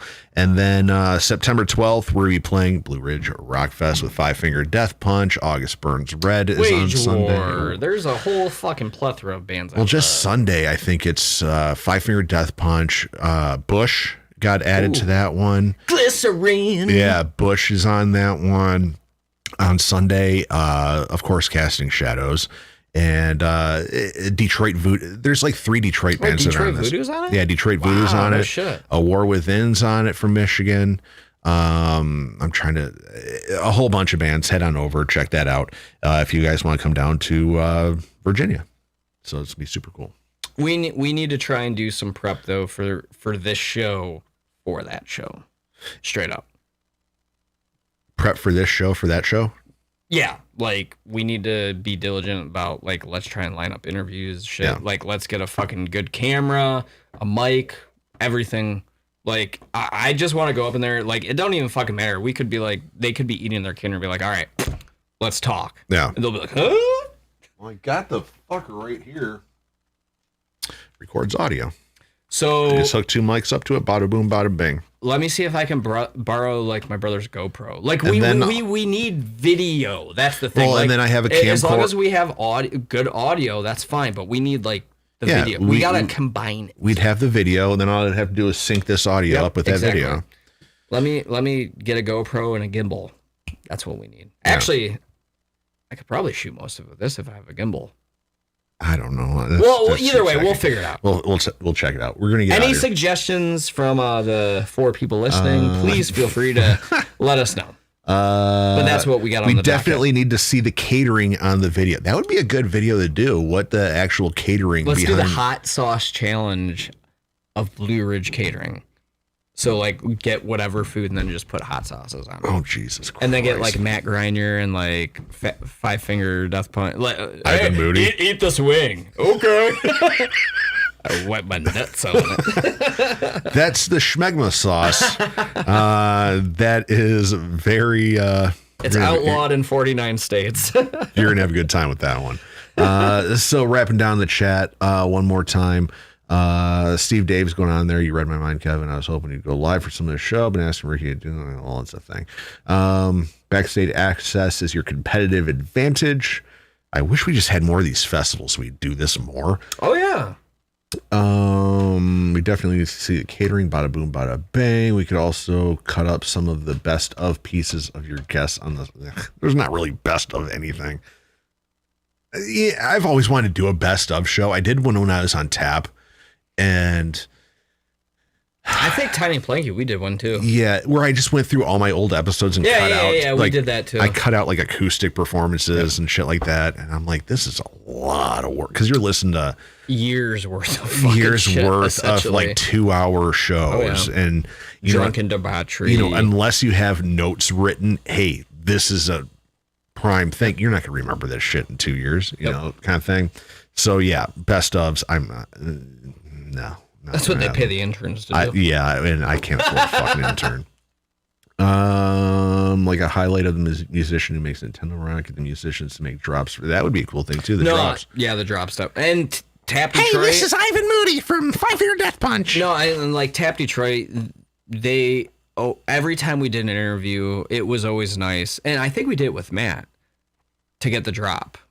I'm almost 100% sure we asked him. I'd have to go back. But like that was just always one thing Tiny and Planky were really good about. Yeah. Was like, hey, like before we let you go, can we have you do a drop for us? Yeah. And I just feel like we haven't had enough of those bigger ones to like, when you hear the riff and they're like, oh, this is M Shadows. You're listening to, 89. Like we haven't had enough of those to like be like, oh, hey, look at what we're doing. Yeah. But I definitely remember asking Matt to do a drop for us. I'd have to. I'm gonna have to go back. I think he said you're listening to Rock 100. Yeah. I think he kind of like fudged it a little bit. But I think we asked him to redo it again. Too. Yeah, no, it's Rocks 100, man. It's Rocks 100. God, this is so bush league amateur hour. Can't be mad though. Can't be mad. Can't be mad at Matt. Exactly. Sherry Claire, cool shirt. Rikki # Kelly Tucker. Very cool. Beer of the week as its own video. That's kind of stupid. The craft beer guys would find that. Yeah, well, that might be a thing. Like, it could be a short, 10-minute thing. Yeah. That could be a good marketing tactic towards those companies, though. Unless we hated the beer. Maybe. Oh, man, this beer fucking sucks. We haven't really had many that sucked, but... But I mean the C word content. Yeah. It's just tough because if you go to Rocks 100 and you see 50 fucking videos of beer of the week, I would hope that are people just Googling ooh, Amber Stout by blah. Well, blah. The thing is, there's mean? YouTube channels of just beer people who just review beer. Do they get a fuck ton of views? It's they get a couple thousand. But it's these guys have palates that are way beyond. Oh yeah, mine. They're these hops were bred from their inception off the finest fucking grates and owns of northwestern Massachusetts during the months of July and August. And you're like, oh, I could tell this was a late March harvest.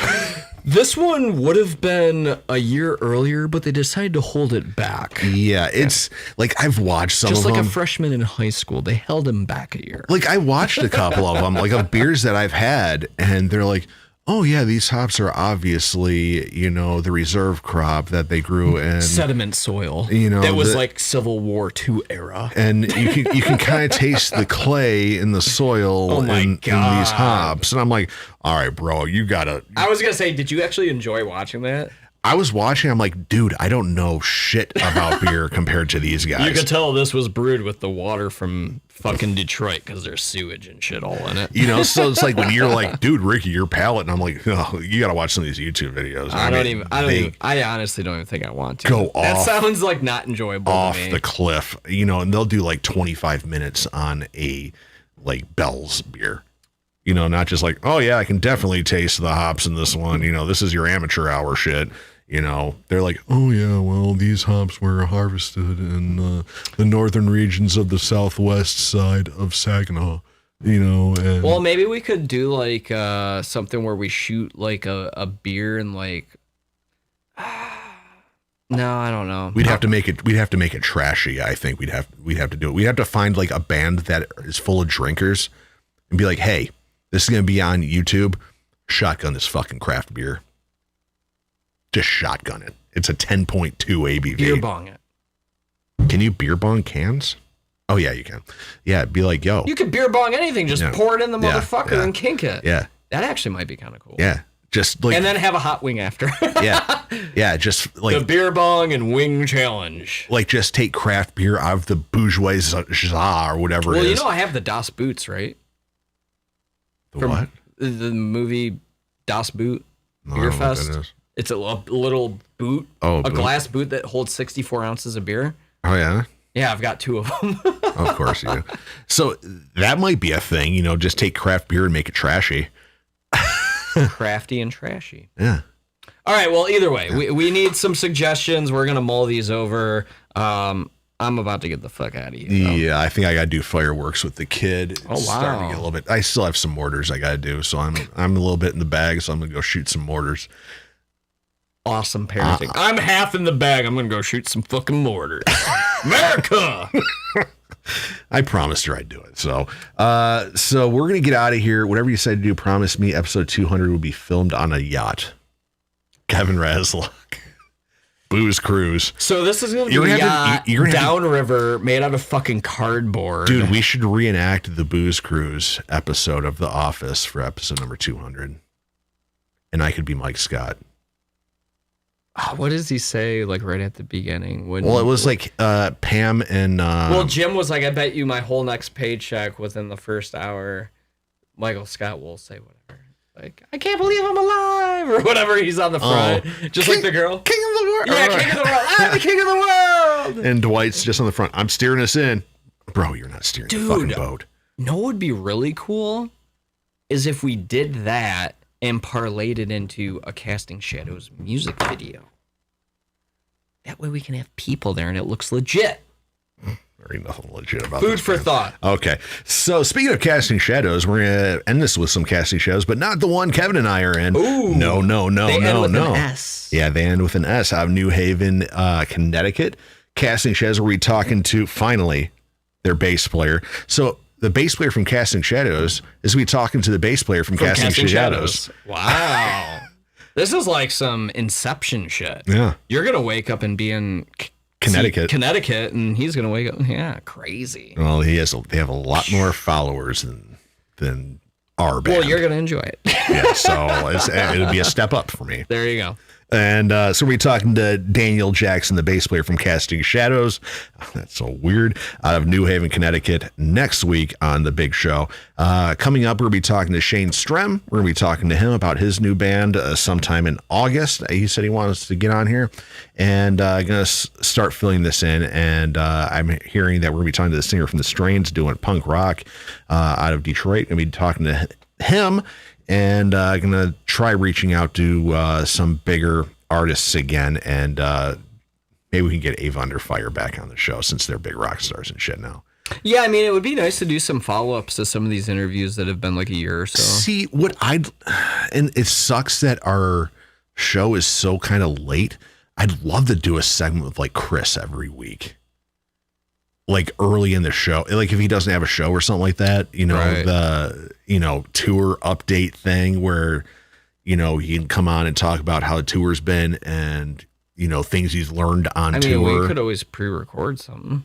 And things like he's learned on tour and shit like that, like tour hacks and shit like that. That actually might be kind of cool. Because Chris has been in here, he's talked on the show and he's a fan of the show, and Amanda has been on the show. I mean, we know all of them. We grew up, we came up with them. They just happen to be big rock stars, So, and we're going to play that You Owe Me card. We're just going to keep playing that until, hey, so when's Casting Shadows going on tour with EVA Under Fire? Direct support for, fucking Avenge and shit. Yeah. So we're going to play some Casting Shadows, and then just to properly wet Chris Slapnick's whistle, we're going to play some EVA Under Fire Heroin. They have a new single out called Blow. I didn't get a chance to download it yet, so we're going to have to go with the old single. They're also on tour with Buckcherry, so if they're in your neck of the woods, check them out. They're off till July 6th, but then they've got like fucking 20-something more days. Do you know what their tour dates are? Are they going down to Texas? Maybe Steve Dave can head out there. 2 seconds, because I literally just had that fucking shit open on my phone. Because we should send Steve Dave. I don't think maybe Steve Dave has a T-shirt. Wear that out there. Oh, that would be really cool. So let's see. PA, Michigan, Indiana, Nebraska twice, Oklahoma, Tennessee, Baton Rouge, Louisiana, then Michigan again, Ohio, New Jersey, PA, Ohio, Indiana, Wisconsin, Michigan. So it looks like Oklahoma's about as close as you're going to get, Steve Dave. Drive up to Oklahoma, wear a Rocks 100 T-shirt, and be like, yo. Or drive up here and see them at DTE. Oh, well. In September. That's with fucking Hailstorm, dude. I think they're doing some dates with Hailstorm too. Yeah, I've heard some whispers. I thought it was announced. They had like 3 or 4 dates with Hailstorm. They announced like 1. Oh, I think it was like 3 or 4. Yeah. So that's what we're going to do. We're going to play some Casting Shadows, their song Shattered View. Then we're going to close out with EVA Under Fire and their song Heroin. Check out all the bands on YouTube, Spotify. They're all on there because I get the copyright strikes. Just fucking Google them. You'll find them. I get the copyright strikes, so I know they're out there. if you Google the wrong Casting Shadows, it might be us. All right. Steve Dave says he'll keep it in mind, and you guys should ask the nuts and bolts questions to these musicians at the festivals. Ooh. We should go through and pick out the best of the nuts and bolts and ask those questions. Dude, Steve Dave, you're amazing. Look at Steve Dave. Coming through in the clutch. Well, no, like, let's be honest. Like, we're musicians. We're, like, business people. Like, we're not thinking of it from, like, a fan perspective, per se. Like, even when I interviewed Matt, like, I wasn't interviewing him much as a fan as I was, like, okay, I want to, like, try and learn as much as I fucking can from you. Yeah. So, yeah, keep that shit coming, man. We appreciate it. Look at Steve Dave fucking go. We need to put together something for Steve Dave. We need to send him one of those boxes of gear. The Steve Dave mystery box. Yeah, like with my sweaty ass bandanas and shit. All right, Steve Dave, when's your birthday? Hopefully it hasn't just happened. We're going to send you something. All right, Casting Shadows, Shattered View, EVA Under Fire, Heroin. We're getting out of here. Episode number 108 of the Rikki Roxx Show. Share the YouTube thing on your social media. Let's make this big. Let's get it huge. So the bigger it gets, the better and more... the better this thing will get, and the bigger interviews we'll get, and spread the word. Spread the word. It'll be a good time. Hell yeah. All right, so we will talk to you next week. Daniel Jackson from Casting Shadows going to be calling in. So here it is, Shattered View, Casting Shadows, EVA Under Fire, Heroin. We will talk to you next week right here on the Rikki Roxx Show, Rocks100.com.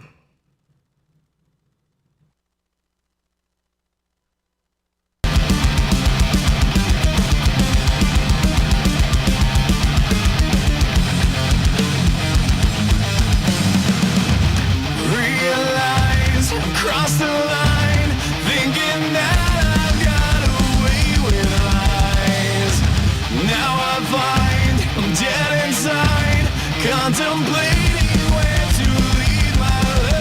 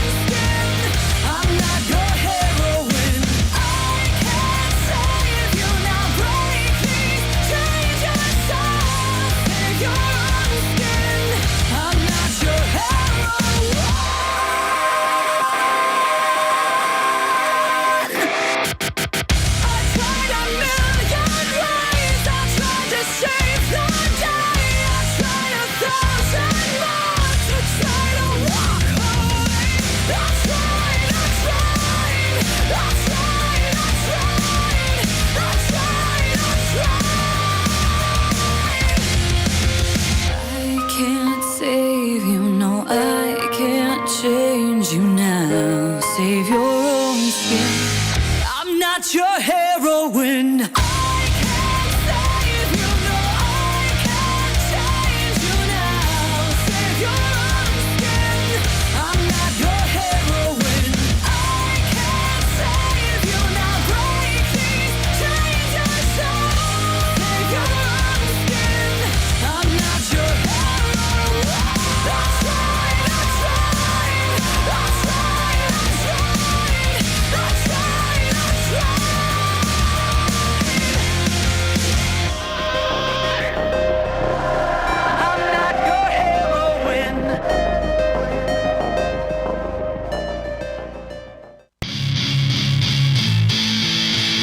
Rikki Roxx, Rikki Roxx. It's Rikki Roxx, coming out of the box. Bitches come in flocks, trying to steal his jocks.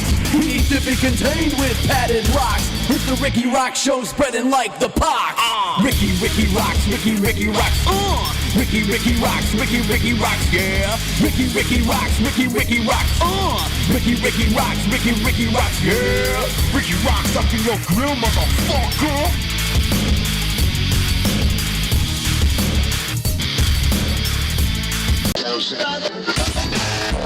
Hey, this is Rikki Roxx, and you are listening to Rocks100.com.